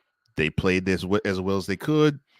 They had to take the L, though, in SoFi, a place where they normally do well, and it just didn't happen. They dropped to 1-2. The Rams improved to 1-2, and and that concludes not just the game of the week, but it also concludes the opening drive. When we come back, we will have our Snowflake of the week. We'll also touch on a couple of games in the featured attractions. But right after the break, we're going to award somebody with the grand champ. We'll be right back right after this. All right, let's go. We got trips, right? At 42, 989. On two. Ready? Break!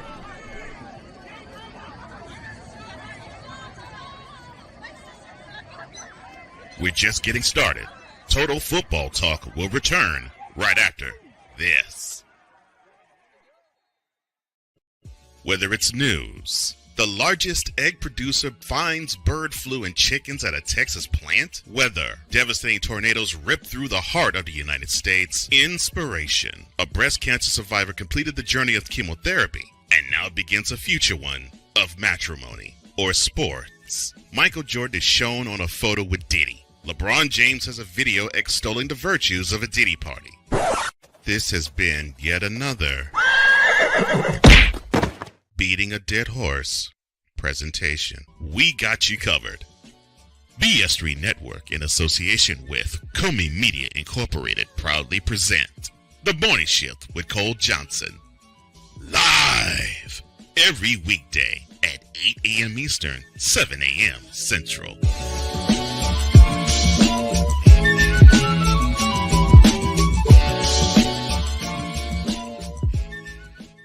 Hey, Eagles fan.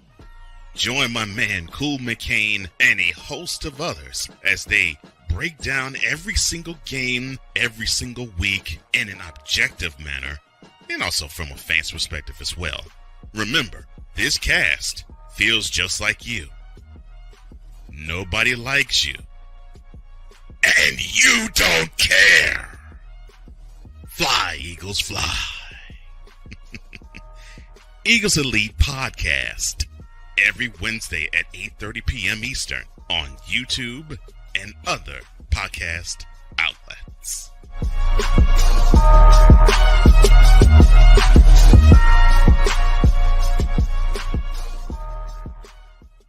Everything Boston. I love you, you morons. New Kids on the Block, New Edition. Dear whatever the law firm is. Sincerely, the U.S. Supreme Court. Ben Affleck, Matt Damon. Go yourself again, Jason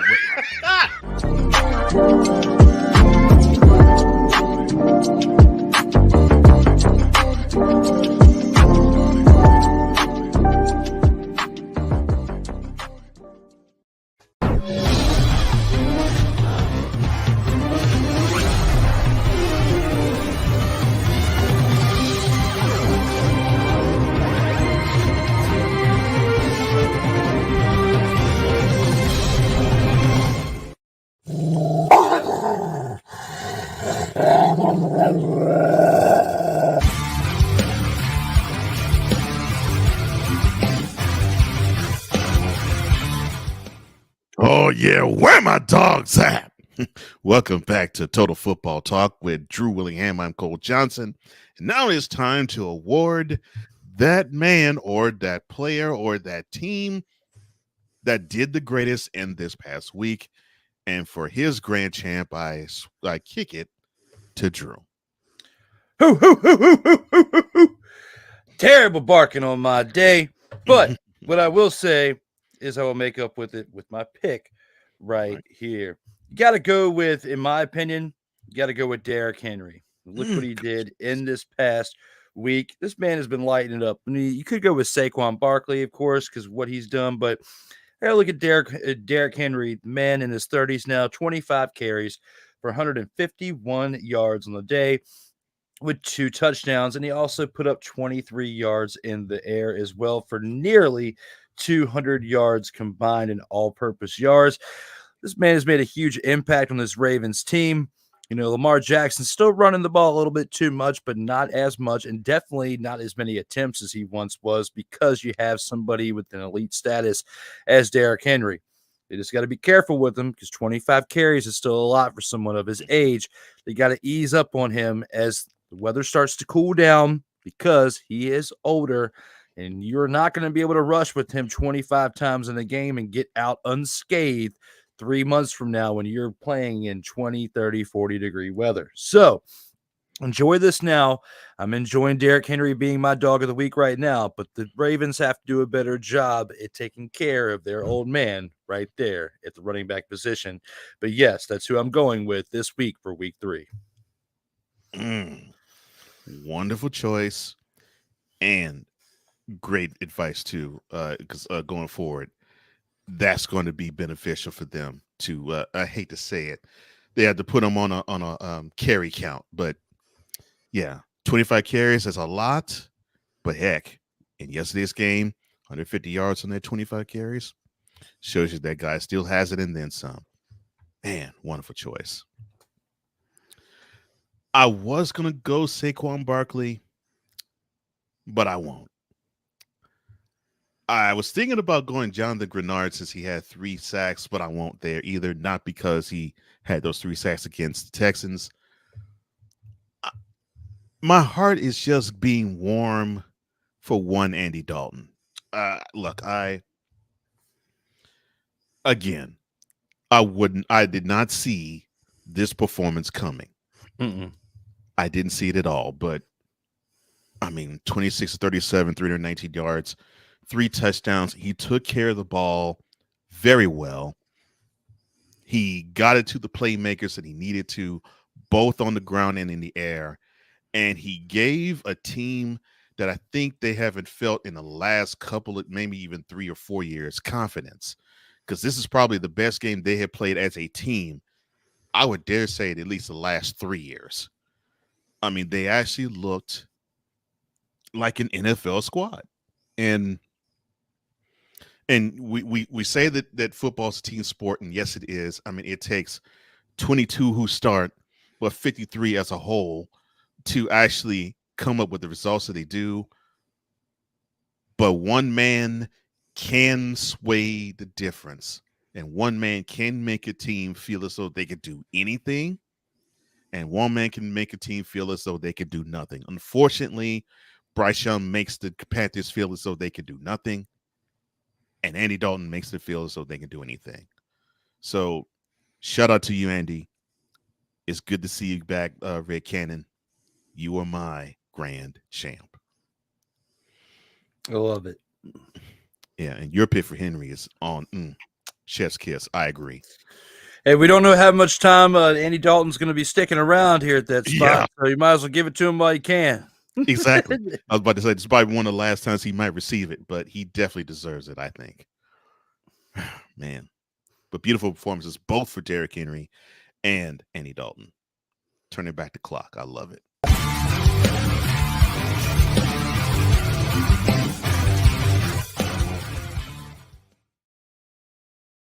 Total Football Talk.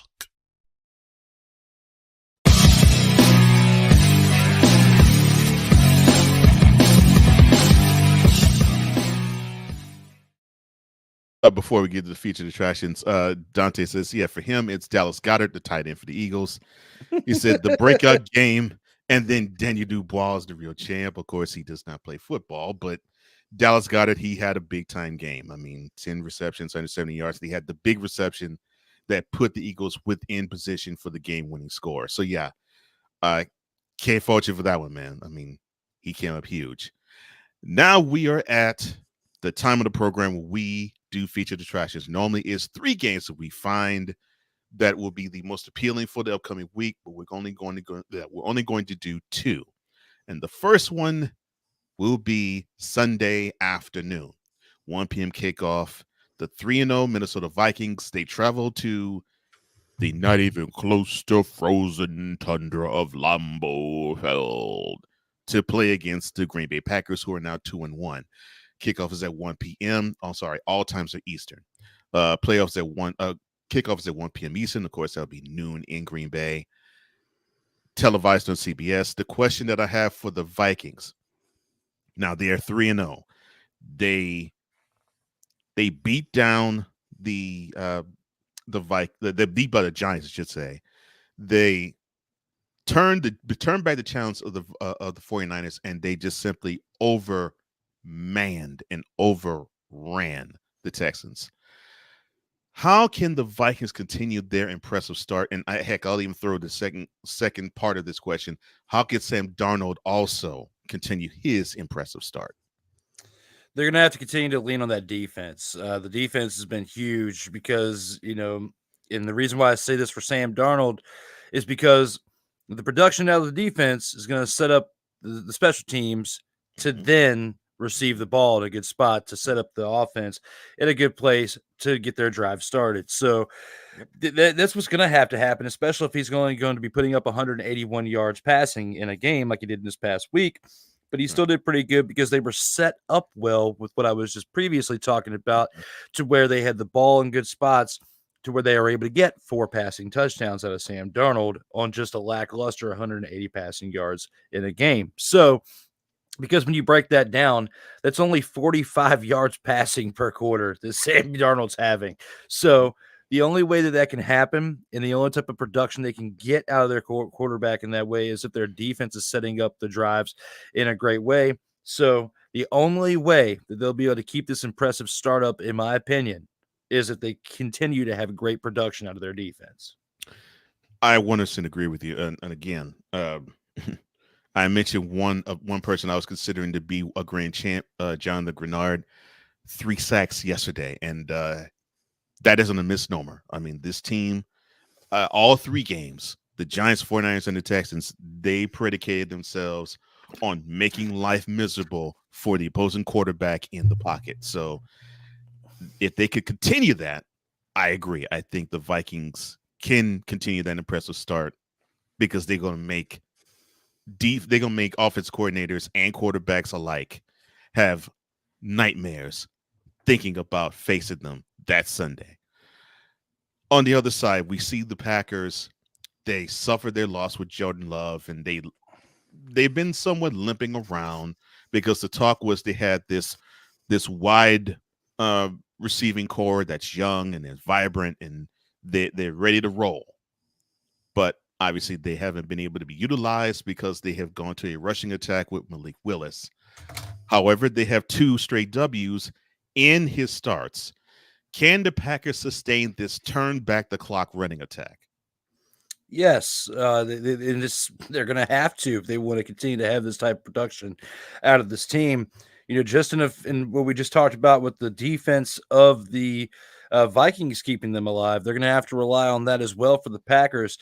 Maybe not as much as what they would be doing with Minnesota, but the running attack is definitely going to help out the Packers if they can make this happen. Because and the only way I think that they're going to be able to do it with Jordan Love being out, because again, you're not going to get the same type of production that you were getting out of Jordan Love with Malik Willis, especially with his arm. You're going to have to rely on him on his legs. And as much as I was talking about it earlier in the show about they don't want to overdo it because they still got to get 4 more weeks out of him, I think they got to find that healthy balance, which right now they've found it. They just got to sustain it in order to get through the next month without Jordan Love. So in order to continue to have success that they're having, they're going to have a good established running attack.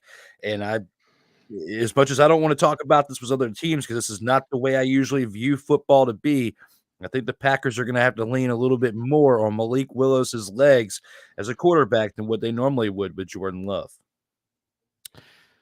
100%. And yeah, that goes against my thought process too. But seemingly, in order for them to be successful, I think they probably do need to get a 10, and I hate to say even this total, to 15 carries out of him. I really don't want that, but that seems to be the way they have to go until Jordan Love comes back.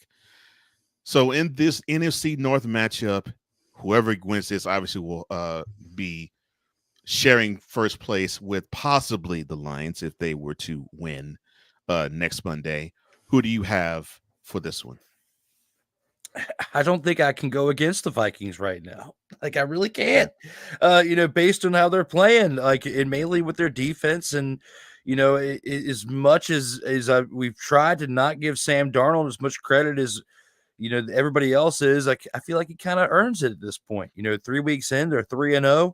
Did he throw for over 200 yards this past game? No, but he didn't turn the ball over. And the fact that he's being a good game manager, we have to give him his credit where it's due.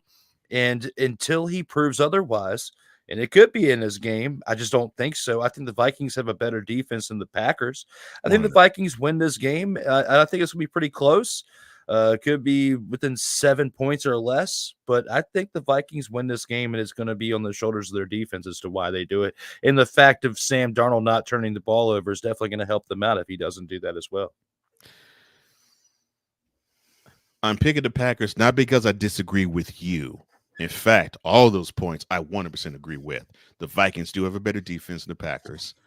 Sam Darnold has become a very sound game manager, and he has done well to not turn the ball over. My issue with the Vikings is I want to see them run the ball better. Now, they did a better job, not a good, but a better job yesterday. I want to see them continue onward and do it better. Hopefully, Aaron Jones will be motivated to want to show up the Packers when he comes back there, and that might prove that point of mine right. However, and yes, I think the Packers defensive front again is viable and susceptible to that type of attack. However, I don't know if the Vikings offense will get enough opportunities to do it. I just think that the Packers will wear them down with that running game and the time of possession. And hopefully the Packers defense could be opportunistic. But I'm only saying this because this game is in Green Bay. If this game was in the Twin Cities, I'd probably pick the Vikings. But I think the Packers, with their running attack, I think they will wear down the Vikings. And that's the only reason why I pick them. Otherwise, I agree with every one of your points you mentioned. Because, the Vikings defense, they're nasty. It's going to be a close game regardless. Yeah, it's going to be close. This is not going to be a blowout in either direction. But, that Vikings defense, they're nastier than people are saying. Man. All right, the other game, also on CBS, also on Sunday, but the kickoff is at 4:25. Los Angeles Chargers at 2-1. They come back home. They rent to host the Kansas City Chiefs. They are undefeated at 3-0. All right, so we have the Chiefs 27-20 with a foot victory over the Ravens. Otherwise, it would have been probably 27-26 with a dub or 28-27 L. 6-25 with a field goal to end the game to beat the Bengals in their game last Sunday, and 2 red zone stops for their third game. Is it possible for the Chiefs to not play closely contested games? Is it possible? As long as the writers in Hollywood are a part of this whole thing, I don't know.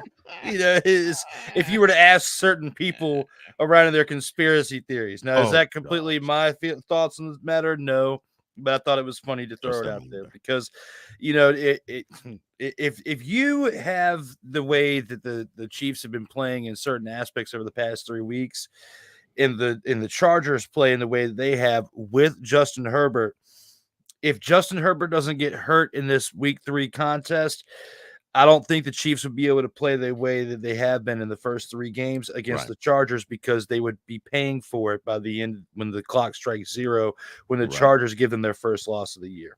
Agreed. Now, so much has happened since when people were originally predicting this game a couple weeks ago. Because if Justin Herbert is out for an extended period of time and does not play in this game, the Chiefs are going to win this game and be 4-0, regardless of how much I like Taylor Heineke and the fact that he had 100% passer rating in this past game. Okay.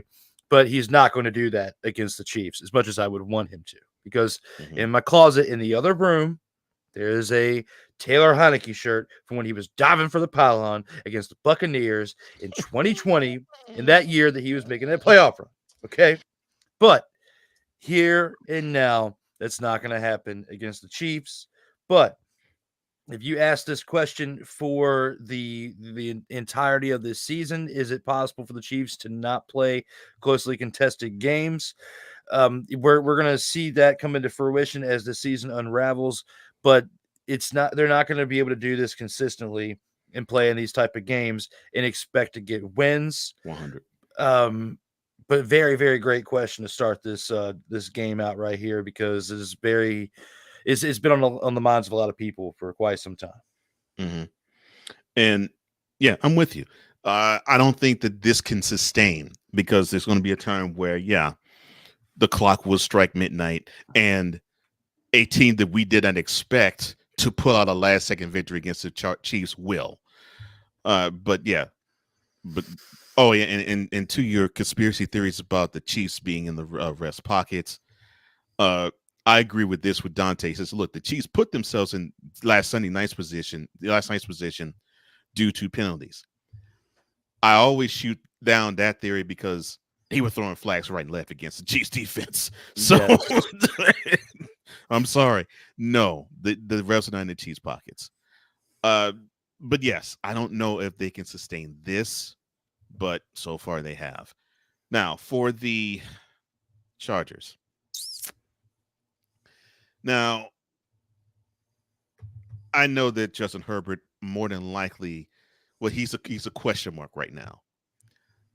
And if he goes in, I like the Chargers' chances. But if not, yes, definitely the Chiefs have this game. But just looking at how he has been coming into yesterday's game, I've been seeing a lot of better decision making, a lot of confidence in what the offense is doing, and a lot of positivity from him, talking about Justin Herbert, in the direction of the team. How good has Jim Harbaugh been for Justin Herbert? Oh, fantastic. Just for lifting his spirits. I mean, if you compare even though they're two totally different quarterbacks, and I believe Justin Herbert plays a lot smarter than this individual that I'm about to talk about, you look at how things were in Miami with Brian Flores and Tua Tagovailoa. So Brian Flores leaves, then you got, McDaniel that comes in, completely changes the culture, lifts up Tua's spirits, and he plays a lot more free, maybe a little bit too free. Because, like we talked about when it first happened, he was playing a little inept before he, dove head first into the thigh of DeMar Hamlin, and we see where things are now. Yeah. Now back to the overall base of your question. Mm-hmm. The fact that they brought in a different head coach changed the quarterback there and brightened his spirits. Same thing happened here in Los Angeles, because you look at old Brandon Staley, and we were just throwing so much shade on that man last year, especially with the Raiders gave him and how he was ousted. You bring in Jim Harbaugh, and you see a different attitude out of Justin Herbert, even during the interviews he's doing behind the scenes. He's got a lot more pep in him. He's got a little bit more pep in his step. He's feeling pretty good. Maybe not today because of how he got banged up yesterday, but statistically he was doing pretty good. They were 2-0 coming into this game against the Steelers, and we were talking about it last week about how they would probably have some problems against that Steelers defense. Yeah. Didn't think they would be giving him so much of a hard time they would injure the kid, but that's exactly what happened in this game. But how good has Jim Harbaugh been for Justin Herbert? Absolutely phenomenal, because you look at the way they started this year, much better. Even now being 2-1 through 3 games is still way better than where they were last year. Mm-hmm. I love it. And when I focus on the Chargers, I mean, I look at the totality, obviously. But for me, I have always judged the Chargers the last few years as what is Justin Herbert's body language? Because if it is confused or horrible, then I know the team is going to be, and they were for the most part. And last year they were that way almost throughout that year. And I'm talking about before he got injured for the rest of the year. I have been seeing nothing but positive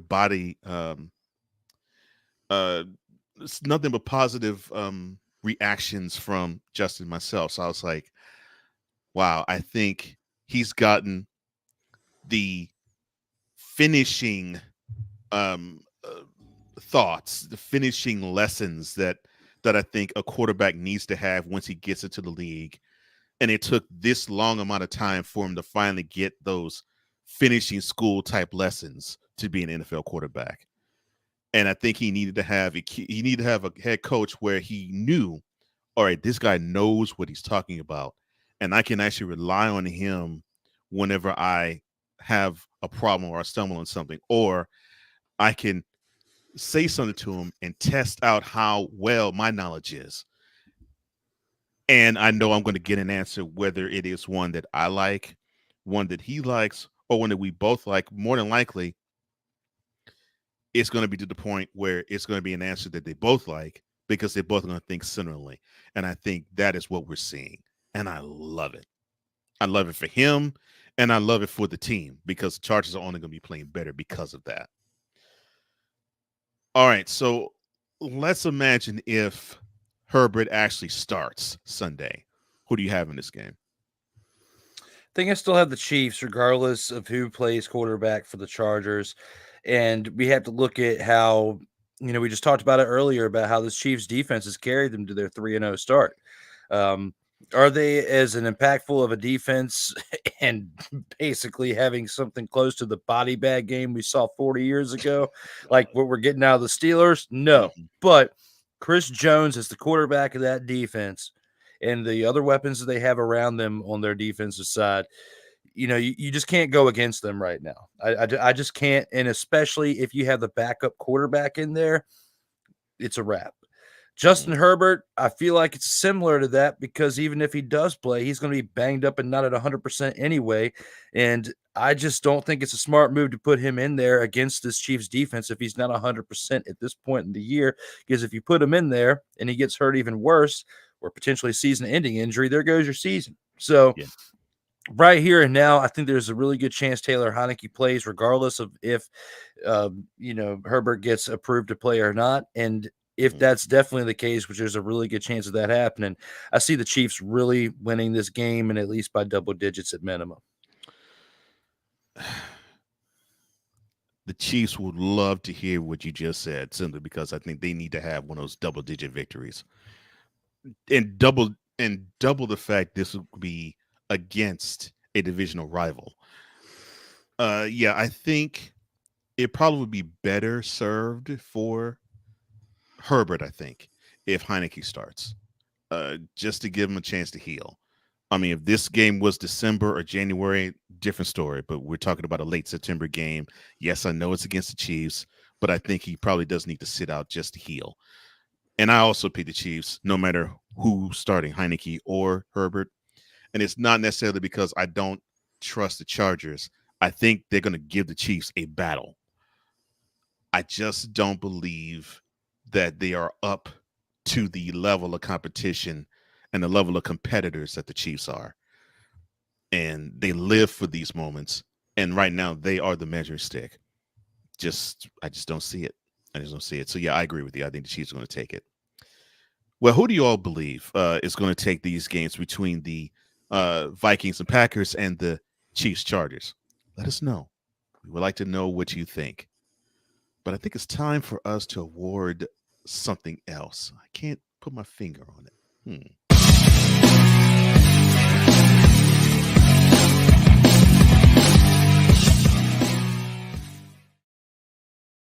Total Football Talk. Oh, yeah. That's what we're going to do. We're going to award our Snowflake of the Week. And for his Snowflake, Drew, who is it for you? There's many ways we could go about this. Definitely, there were some lopsided games that we saw this past week. I could throw it at Skylar Thompson for what he did for the Dolphins. But you know who I'm really going to give it to? And it's somebody who didn't even play. Give it to Bryce Young because of what Andy Dalton did with the Panthers. Your NFL career is over. Why? Because you absolutely sucked the first 2 weeks. And you look at what this man named the Red Rocket did for you as your quarterback for the Panthers. We've been talking about how the Carolina Panthers have had human turnstiles over there on their offensive line. And then you shuffle out there a man who's closer to 40 than he is to 30, and he goes out there and lights up the other team with 300 plus passing yards and not one, not two, but 3 passing touchdowns on the day. Yeah, my snowflake is Bryce Young all the way on over there from the bench because you absolutely suck. You are my snowflake of the week, and he didn't even play. You're throwing a man who didn't even play under the bus, but that's okay. I understand. It makes sense. And Bryce, I do wish you well and luck in your future endeavors, even if it means you actually do play again. But goodness gracious. Yeah, in one game, your stock dropped like a rock in the Pacific Ocean. Jeez. Oh, man. Let me think. Let me see. The Cowboys defense. Too easy of a target. Baker Mayfield. Nah, I could, but I won't. Booker Stayfield. Let me see. Laramie Tunsil. I was tempted, but I won't. Yeah. Raheem Morris. Get on this hot seat, brother, and take this snowflake. Come on, bro. You're dealing with a team that you defensively had a decent handle on. You were down 22-17 with under 5 minutes to go. You were driving. You had the opportunity to kick a field goal with more than 3 minutes to go and 3 timeouts left. Oh, and the 2-minute warning to boot. Down 2. Because we both know Young Wei Koo has a big time leg and he's extremely accurate. So it's not that you lack a kicker or that you lack accuracy with him. It's for the lack of the fact that you seem to lack a brain. Come on, man. You go for it. And memo to those fools that said, well, this is why the Chiefs win all those championships. The refs are in their pocket. You could say the same thing. You said the same thing about the Patriots the decade before. You said the same thing about the Patriots a decade before that. You said the same thing about the Cowboys a decade before that. You said the same thing about the 49ers a decade before that. Stop it. The Chiefs are not in the refs' pockets. But Raheem Morris was, at least with the decisions he made. And I say that because you had 2 opportunities within the red zone to put up points and you came away with 0. The second time it was 4th and inches. 4th and at least at the most a half a yard. And you mean to tell me you do not trust your offensive line? Yes, I know there's some issues in terms of health, but still, you mean to tell me that even with that, you did not trust your offensive line to get you a 1.5 feet? Really? You decided to run a sweep, and you've been having issues like my partner laid out for you. You ran the ball 20 plus times. You barely got 60 yards when you're running it, and you decide to run a sweep when the most damaging of plays you did on the ground was an end around.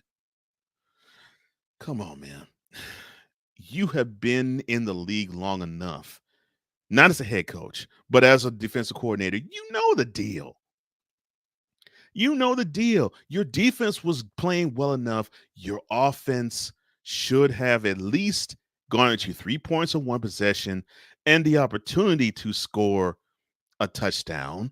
If not, settle for a second field goal the second time around. Because all you had to do when the Chiefs were going to get the ball back, and the Chiefs were going to get the ball back, was limit a first down and try to get them to punt before they got 2 first downs. You did that.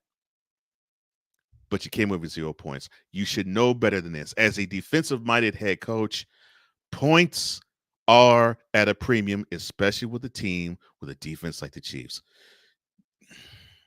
Come on, man. You hurt your team. You hurt your team, and there's no excuse for that.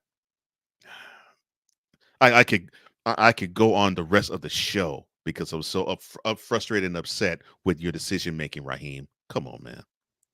In fact, just go to commercial. Jeez.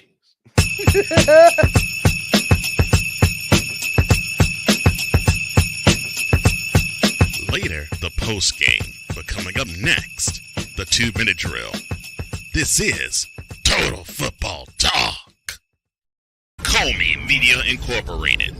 Creating content magic in the real world.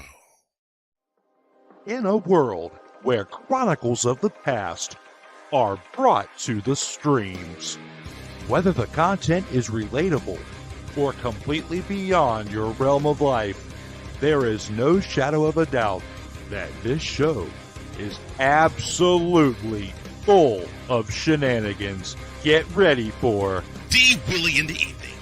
this Sunday at 10:05 p.m. Eastern. Exclusively on Sartoba Media, where the struggle is real to be awesome.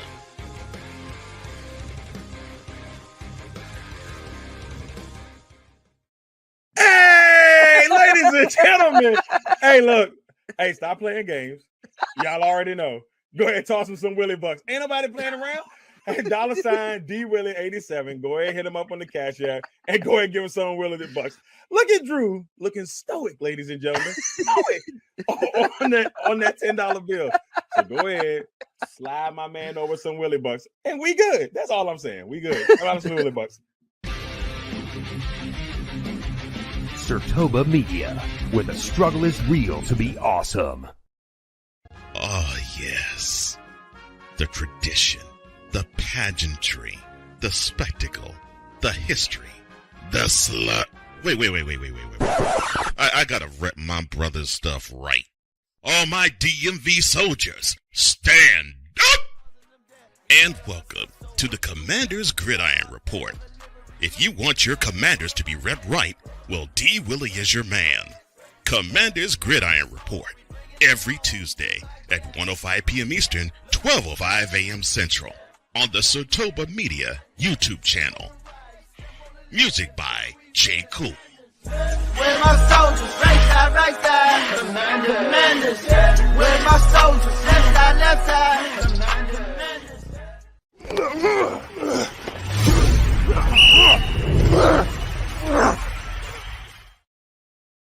Welcome back to Total Football Talk with Drew Willingham. I'm Cole Johnson. We are now inside the 2-minute drill. Oh, and for their snowflakes of the week, Playmaker said, hey, the Alice Cowboys. Why Alice? Because they possess no D. Yes, I know. They don't possess a D, but they possess a couple of...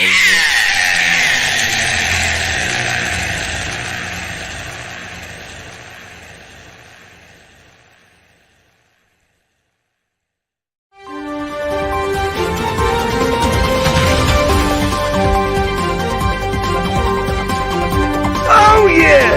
You know I got to comment on this right here. I got something to say. My man Playmaker bringing this up in here. You know, you were just talking about how in the past segment with the Falcons and the end around move. Mm-hmm. Well, if you subtract end from the around and you add reach, that's what Mike McCarthy is going to be doing to save his job if he continues to have this type of production out of his Cowboys team end quote.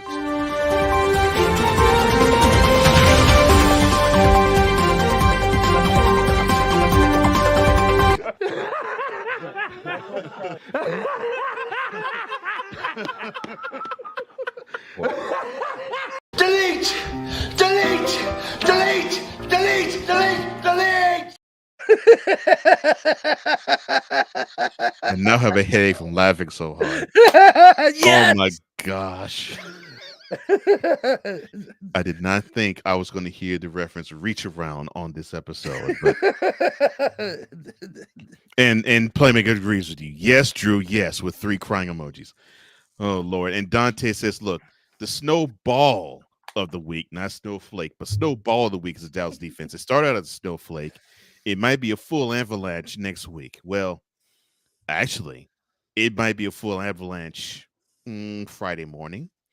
Because actually, the Thursday night game is them. The Cowboys. They travel to the Meadowlands. They play the New York Giants. Both teams are 1-2. Both teams are now looking up to the Eagles, your Eagles, Dante, and for first place in the NFC East. So I ask this question. Do we even want to see this game? I have one button to click.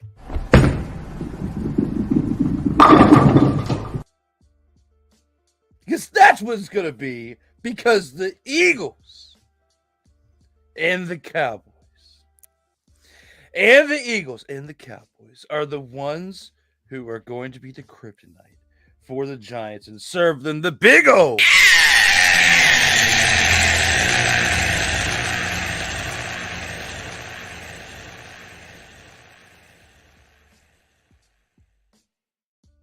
All right, so until this game happens and the Giants are at home and we get to see the Cowboys get one step closer to firing Mike McCarthy, the Giants, in my opinion, will win this game. Oh, the Giants will win it. There's your upset of the week. Okay, so, all right, he picks the Giants.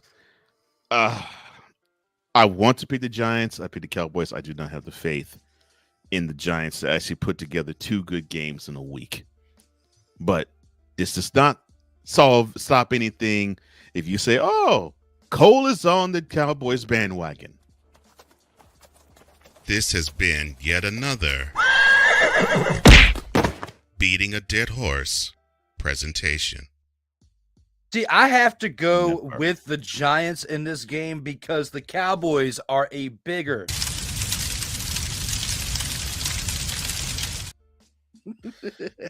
If they actually had a running attack, I'd be 100% with you because, yes, they are a dumpster fire. There's no question about that. Oh, my gosh. But they just love the front run. And unfortunately, the Giants are a team that the Cowboys could easily front run against. But I digress. Malik Neighbors has just played more elite as a rookie in the first 3 weeks than anybody on the entire offense for the Cowboys outside of Dak Prescott. Okay.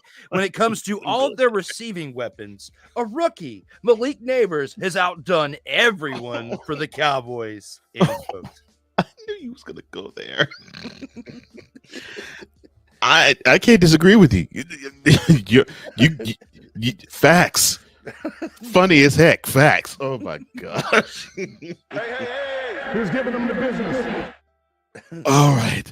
To the Sunday affairs.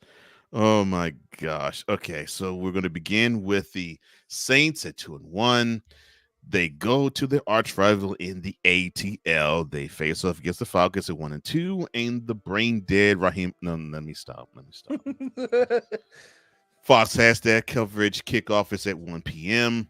Oh, I'm sorry. The Cowboys Giants game is going to be on Amazon Prime on Thursday night. 8:15 is opening kickoff there. Opening kickoffs at 1 p.m. for the Saints Falcons game. Who do you have on this one, sir? Based on the way the Saints got exposed in week 3 and how the Falcons are going to be regretting the mistakes by their coach and some other things that happened in this past game, I don't see the Falcons starting out 1-3. I do feel that the Saints will get their second loss of the season this weekend. I have the Falcons winning this Sunday. Agreed.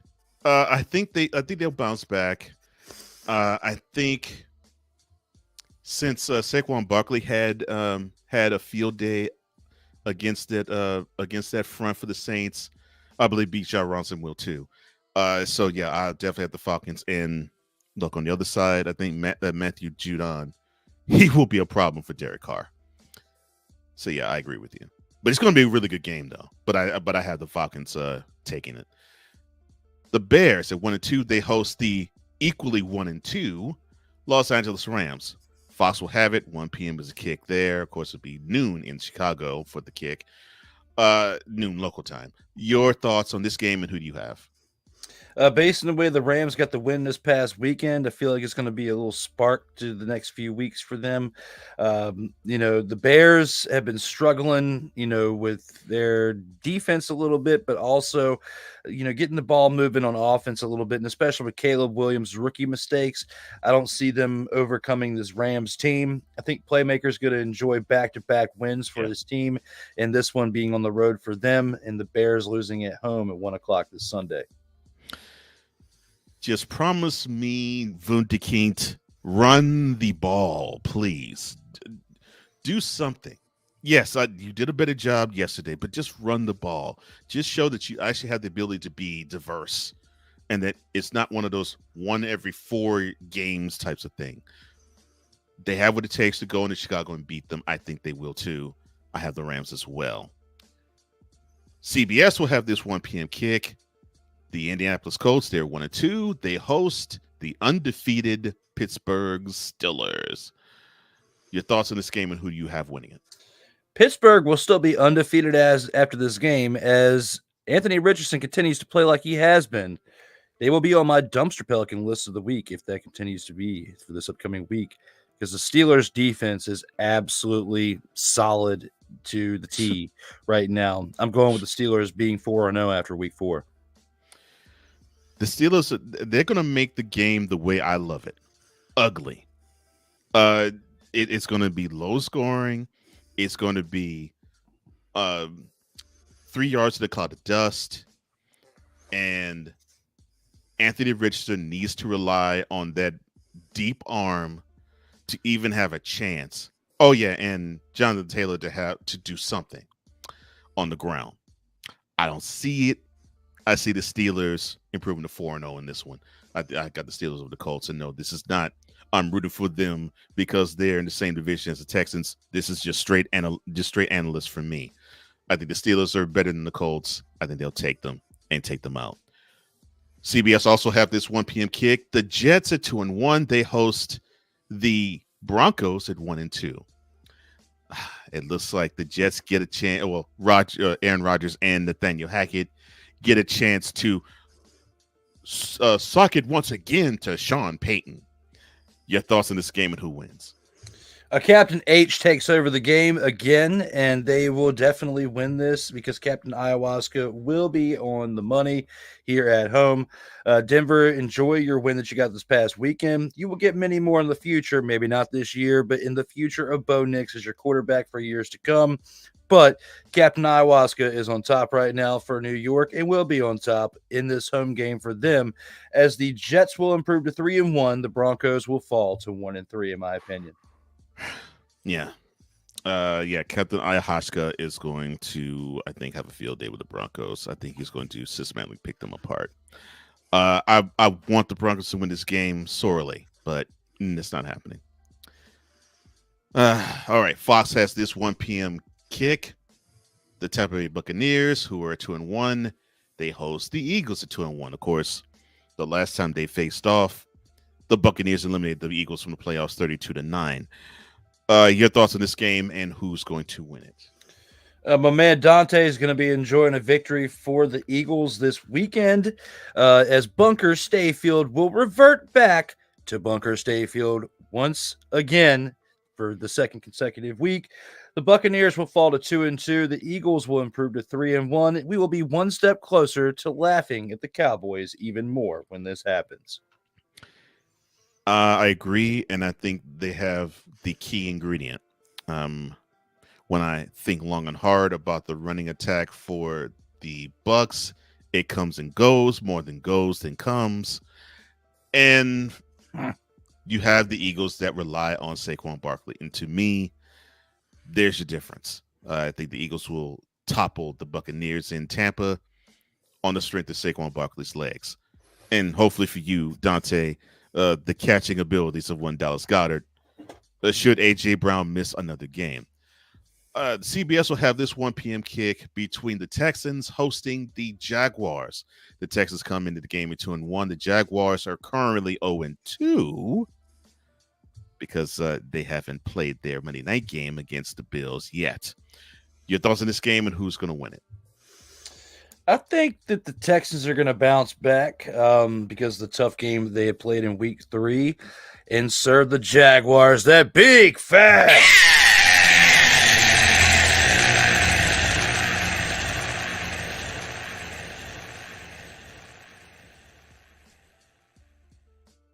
I don't see CJ Stroud reverting into like a big sophomore slump in the 2024 season, but of course, every young quarterback is going to take their licks and have some bumps in the road, and that's what we saw in week 3. I don't think it continues on for week 4, though, and they're playing against a Jaguars team that is absolutely full of these right here, these dumpster Pelicans on this list.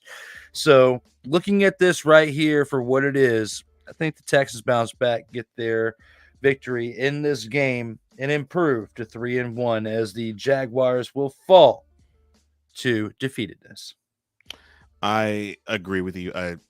I look at this game this way. I think, and this sounds really harsh, but I really believe the Jaguars is the type of opponent the Texans need, because I think they need to lick their wounds, and I think they need to see if they can execute on a higher level and not have what happened yesterday stick with them. And I think that's what's going to happen. And 100%, I am on board with you, Drew. CJ Stroud, he's one of those rare breeds where even at a young age, he does not, or he rarely does, make the same mistake twice. So I don't see him making the similar or the same type of mistakes this game as he did yesterday. So yeah, I have the Texans over the Jags. All right, the Fox has this 1 p.m. kick. The Panthers at 1-2. They come home conquering heroes, and they will await the Cincinnati Bengals, who are currently 0-2 in Charlotte. Who do you have in this one, sir?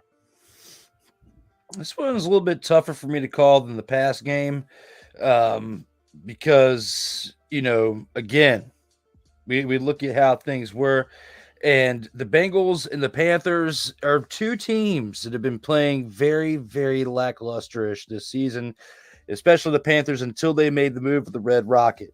The Bengals is a tough game because of, what we talked about in the green room as far as suggestion for where to move certain things to discuss for the week, because we haven't seen tonight's game yet with the Bengals and the Commanders. It makes it a little bit tough. But based on the prediction that I gave for that last week, and what I'm going to do for this one, I think that the Panthers with the Red Rocket will improve to 2-2 to continue to bury the eliteness of one Bryce Young. Panthers improved to 2-2, and the Bengals, unfortunately, will fall yet again. Wow. Okay. Upset of the week. Yeah, that does have upset of the week written all over it. If the Bengals break on through to the other side, I think they will be 2-2 in this game. If not, I see them being 0-4. That's where I look at it. So I'm going to treat it as though the Commanders beat the Bengals tonight. I'm with you. I think I'm going to take the Panthers. Because I think it'll serve the Bengals right to stop starting off slow in these seasons and try to pick it up when the calendar turns to October. And hopefully they will. And speaking of your Commanders, the 4 or 5 kick on Fox, of course, they will be playing the Bengals tonight in Cincy. After that, they'll be traveling to the desert to play the Cardinals. They're 1-2. Currently, the Commanders are 1-1. Who do you have in this game, sir? Stone cold silence. At least I went 2.5 hours almost without doing that. Okay, gotta give myself a little bit of credit. But no, when it comes to tonight's gonna be able to answer this question huge for me. If Jaden Daniels can throw a passing touchdown tonight, I will be able to raise my hope in him, because throughout the first 2 weeks he's played decent, but he hasn't had a passing touchdown yet. That does concern me a little bit. If he doesn't get that in this game against the Bengals, then I feel like the Cardinals are going to win this game at home, and they should, if that's the case. If you have a quarterback on the other team that can't throw a passing touchdown. But I have a feeling, even though I had something different to say last week, as time goes on, and especially thinking more about the real Slim Burrow, okay, if Jaden Daniels goes into Cincy tonight, plays well, has a couple passing touchdowns, and upsets Slim Burrow, then something could happen like that again in Arizona. But I'm going to be realistic, and because we haven't seen this game yet, I'm going to say that Kyler Duty steps up, gets this win at home, and gets his team back on track, and just to play within the right confines of this game of the NFL. I'm going to stick by that and say Arizona wins this game at home. Like I said to you as to begin the season, and I think you're taking it too hard. The managing expectations type of thing, where it's like you normally root for your team to win, but instead of rooting for your team to win, root for your quarterback to grow and to prosper, and then not make mistakes and not get injured. I have to actually say, so far, I'm liking what I'm seeing from Jaden. I think it looks like what I'm seeing, the brain trusts are trying to make the game easy for him and to not overwhelm him. And I think I love what you said about the Cardinals beating the Commanders, because I could see that. I actually could see the other way around, and I'm going to go the other way around. I think this will be my upset of the week. I think the Commanders will actually go to the desert, and they actually will get a win there. And I think, reason being, I think it actually will be Jaden Daniels. I think he will be able to execute in a way that I think it will make you as a Commanders fan proud, because you're going to see growth in this guy against a team like the Cardinals. So I'm going to be the Commanders. So Cole is going to say that he's got this game as the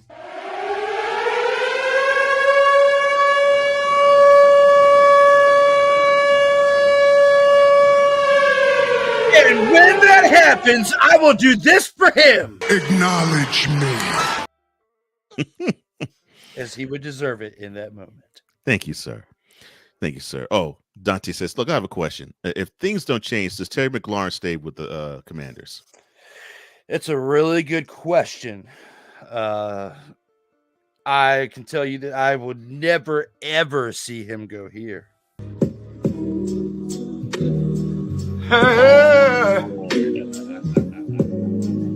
Ain't nobody calling me, texting me. Delete!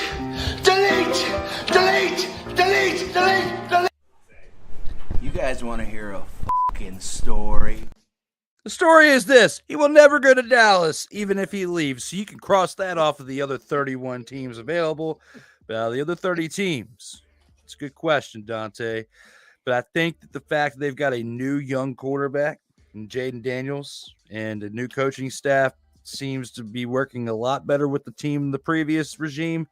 I think that they've got a really good chance of keeping Terry McLaurin. For how long? Who knows? Oh, the butler just doing this will always get me in that delete video. Oh my gosh. But that's a good question. Thank you, Dante. Oh my gosh. All right. 4 or 5 kick again. This time it is in Santa Clara between the 1-2 San Francisco 49ers. Who had that on your bingo card going into late September? Of course, that all can change when we get down to the rest of the year. They host the 1-2 New England Patriots. Who do you have in this one, sir? I think the 49ers bounce back, after the 2 losses they've suffered, and especially with the way that this Patriots offense is playing. They have no reason to not bounce back in this game, said being 49ers. So 49ers improved to 2-2. This is a rebuilding year for the Patriots anyway, and they've already understood that going into 2024. They're going to be the ones to fall to 1-3 here, in my opinion. Yeah. Even though they've had a week and a half off, or will have a week and a half off before this game is played. Yeah, I think the 49ers will come home. They're going to be hating the fact they went 0-2 on the road, even with the fact that they will be without Deebo Samuel and CMC. Yeah, I agree with you. And then the 49ers will take it to the Patriots, and the Pats will go home with another L. It's unfortunate, but growing pains. CBS will take this 425 kick.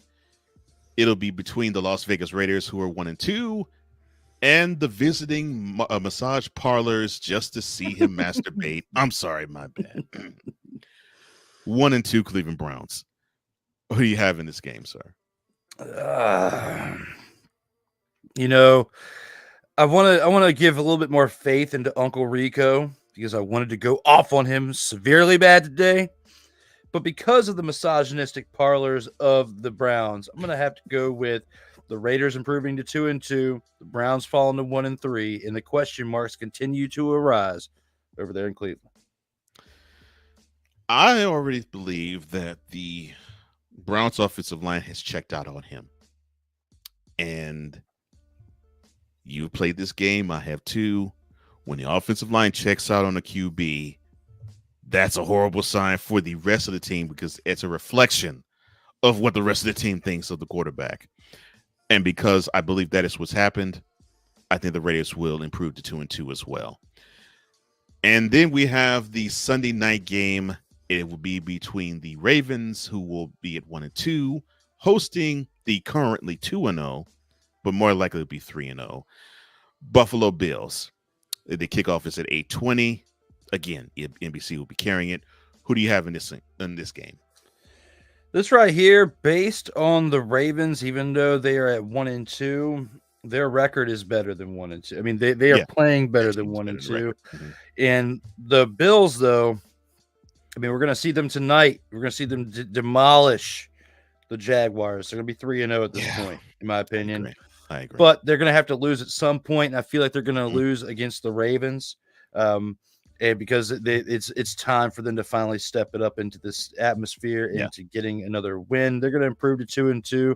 The Bills will fall to 3-1 at that point. I may be wrong here, but that's going to be my choice for this game. I don't think you're far off or wrong. The Bills have to take an L eventually. And I think the Ravens are the right team for them to take that L against. The reason being, look, the Bills defensively are solid. There's no question about that. I'm loving the fact they are balanced offensively. I think what will happen, though, is I think for the first time this year, I think that balance that the Bills have actually attained on offense is going to have to be challenged. And I think the Ravens defense will challenge that balance a little bit, and they're going to have to challenge the Bills to attempt trying to run the ball without Josh Allen. I think they will be pressed to run him, and I think that's where the L will come. So, yes, I also pick the Ravens as well. Well, as you all have done in the chat, thank you, TFT Tribe. If you're watching this on replay, who do you think are going to be winning these games? Just type it down into the below the description box. And if you have an upset or two, mark that upset as well. That is the end of the 2-minute drill. I think it's time for something else. I can't remember what. Can't put my finger on it.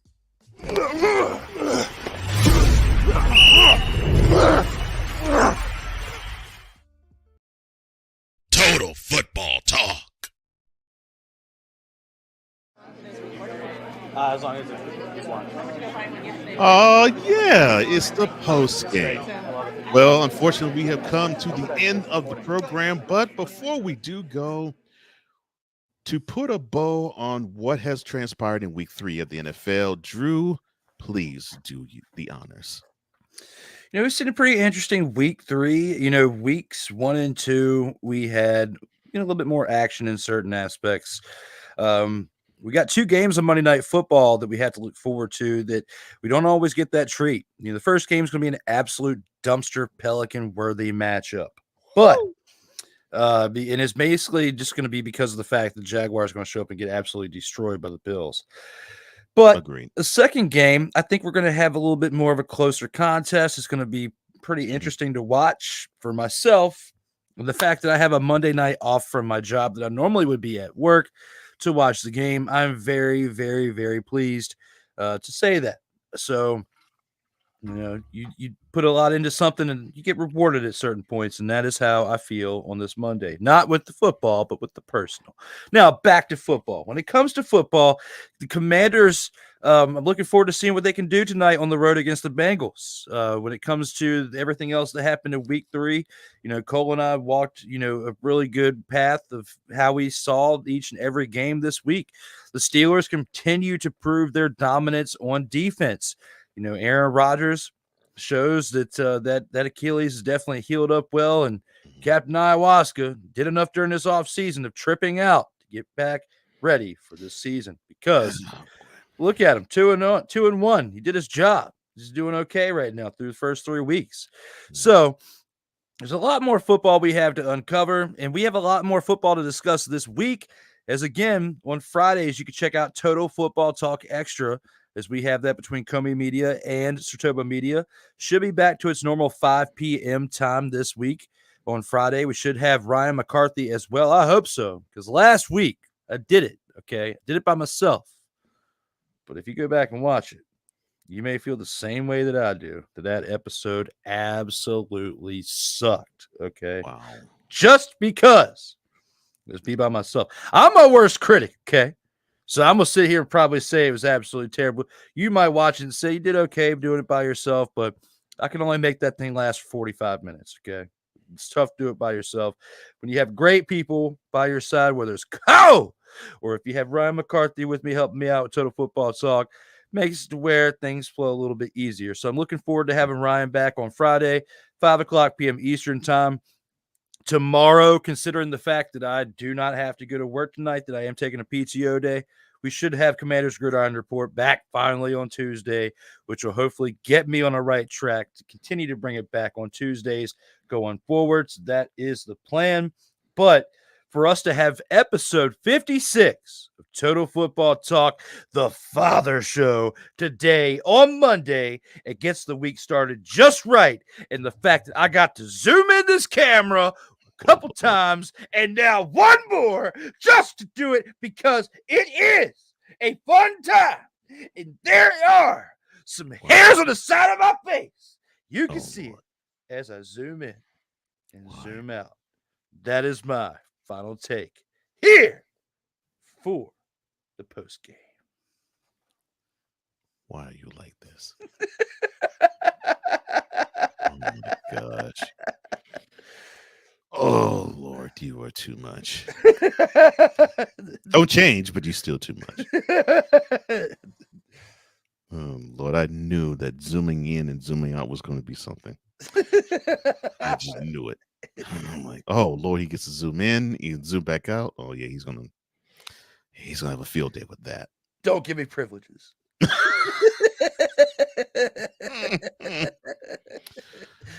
Now, this is addressed to you, Cowboys fan. No, not the ones who actually are critical thinkers. No, not the ones who can be objective. No, not the ones who have called Gerald to the carpet. No, not you. Now, I'm talking about the rose, or in this case, the navy blue and the silver and the white colored glasses Cowboys fan. Yes, the one that says, we them boys. Yes, the ones that say, we're America's team.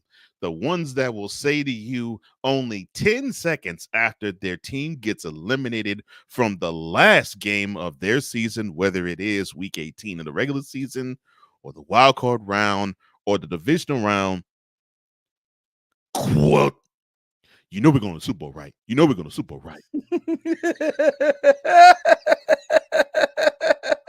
addressing this to y'all. I'm addressing it not even to the people who live in Dallas or the Fort Worth or the Metroplex area. No, I'm addressing the Cowboys fan that don't even know what Dallas looks like.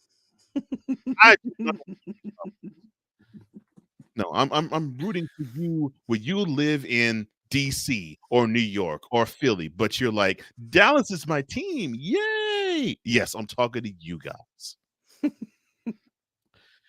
The reason why we have people who are astute enough in this game to actually say to you, Gerald didn't set this team up to succeed. They set this team up to fail miserably.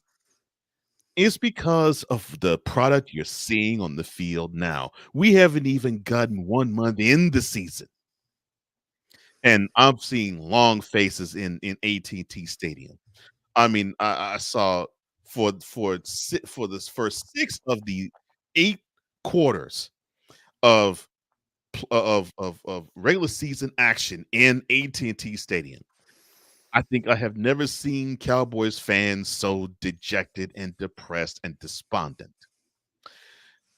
This is why you are going to look dejected and depressed and despondent, because they don't have all the horses. Yes, they have athletes on defense, Trayvon Diggs in the secondary, uh, uh, Demarcus Lawrence on the line, uh, Micah Parsons, where you want to put him on the edge of the line or the edge of the linebackers, whichever a 4-3 or 3-port set you want to set him in. You have talent on the team. And Dak Prescott, people could talk ill about him. Yes, he is a talented quarterback.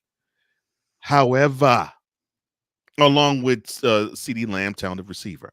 However, when in running back, you decided to get for the upgrade when Tully Potter left, Ezekiel Elliott.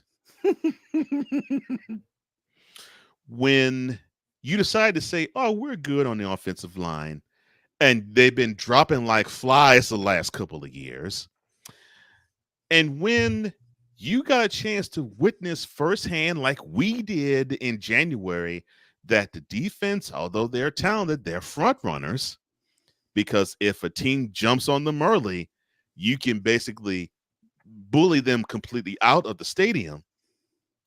We heard from Gerald, quote, "Oh, we're fine. We're close to the goal.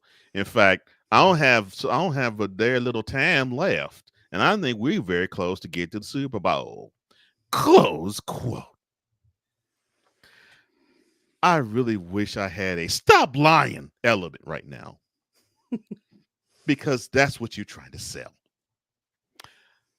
But Cowboys fan, your team is not all that good. They're not bad. They're not Carolina Panthers level. No, they're not horrible. They're not moribund. They're not scraping the bottom of the barrel. Heck, you're not scraping the bottom of the barrel of the NFC East. That's the Giants' job. But you actually might be beaten by them come Thursday night. I digress. You want this team to go back to the glory that some of you remember. Most of you don't, but you remember off the glory of your parents and grandparents when they hoisted the when they hosted the Vince Lombardi Trophy up in the air, January of 1996. You realize that it's now 28 years and 8 months ago, and they ain't hoisting it this coming February. Get that pipe dream off your list and out your head. It's not happening. Accept the fact that they aren't good enough. I'm sorry. They are not good enough. And the easier you accept it and the sooner you do, the better off you be. Repeat after me, Cowboys fan. And I'm doing this in quote fashion. Quote, "My team is not good enough. In fact, no, I'll say it this way. Dem boys ain't good enough." Close quote. I mean, it should roll off your tongue. Dem boys ain't good enough. That's right. Them boys ain't good enough. And come mid-January, you're going to be hurting. And come mid-January, people like Drew and myself, I'm going to be smiling. Not because the Cowboys as a team won't make it to the Super Bowl for the 29th consecutive year, but we get a chance to see you all sullen-faced, not believing the fact that your team that is the richest franchise in the world sucks. Be at home with that. And you have your owner to thank you for it. As long as it's one. It's great. I love it. I hope it actually is recording. Listening to it. I would like to add that Please. we feel bad for fans out there like our friend.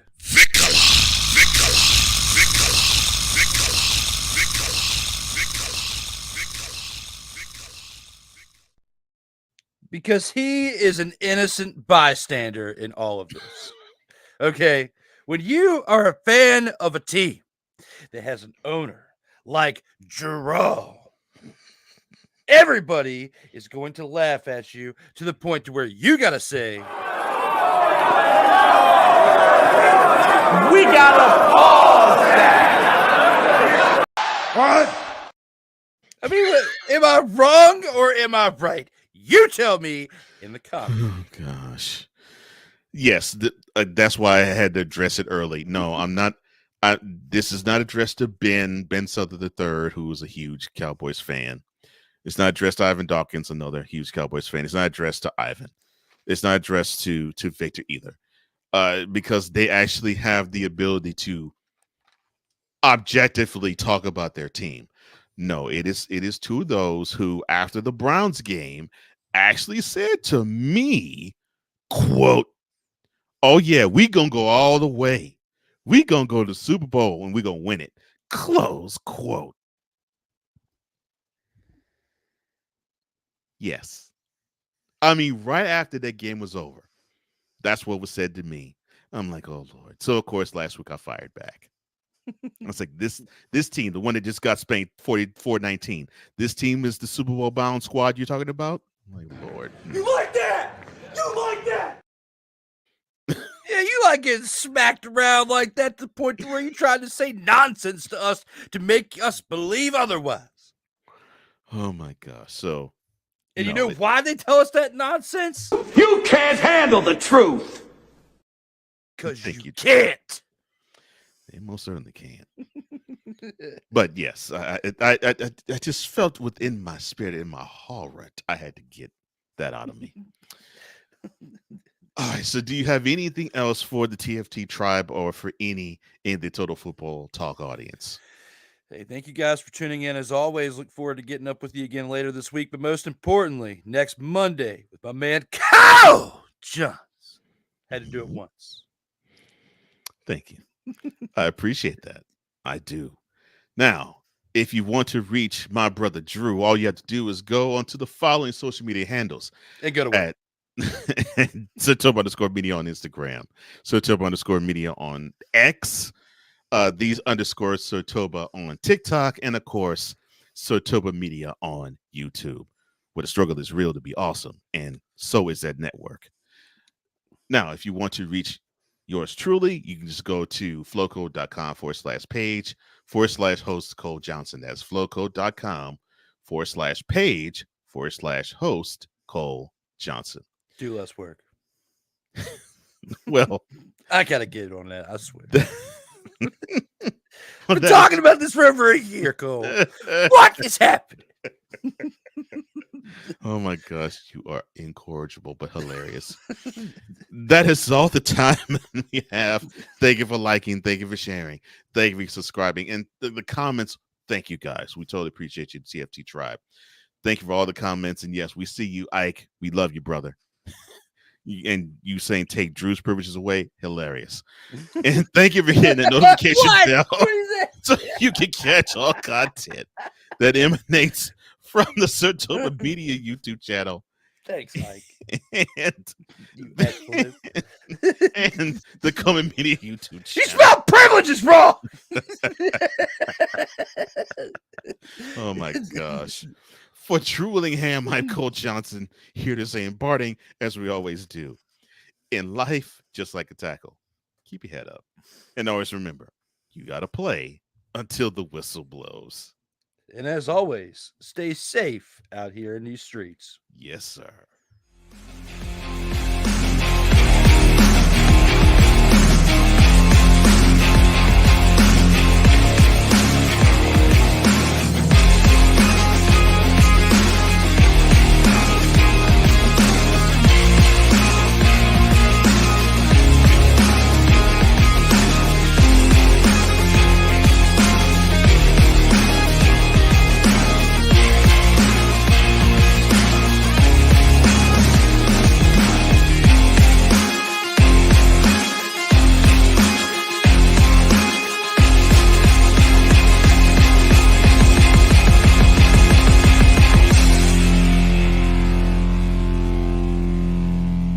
Actually, shout out to Ike, who did spell privileges correctly. I went to Colonial Heights, my bad.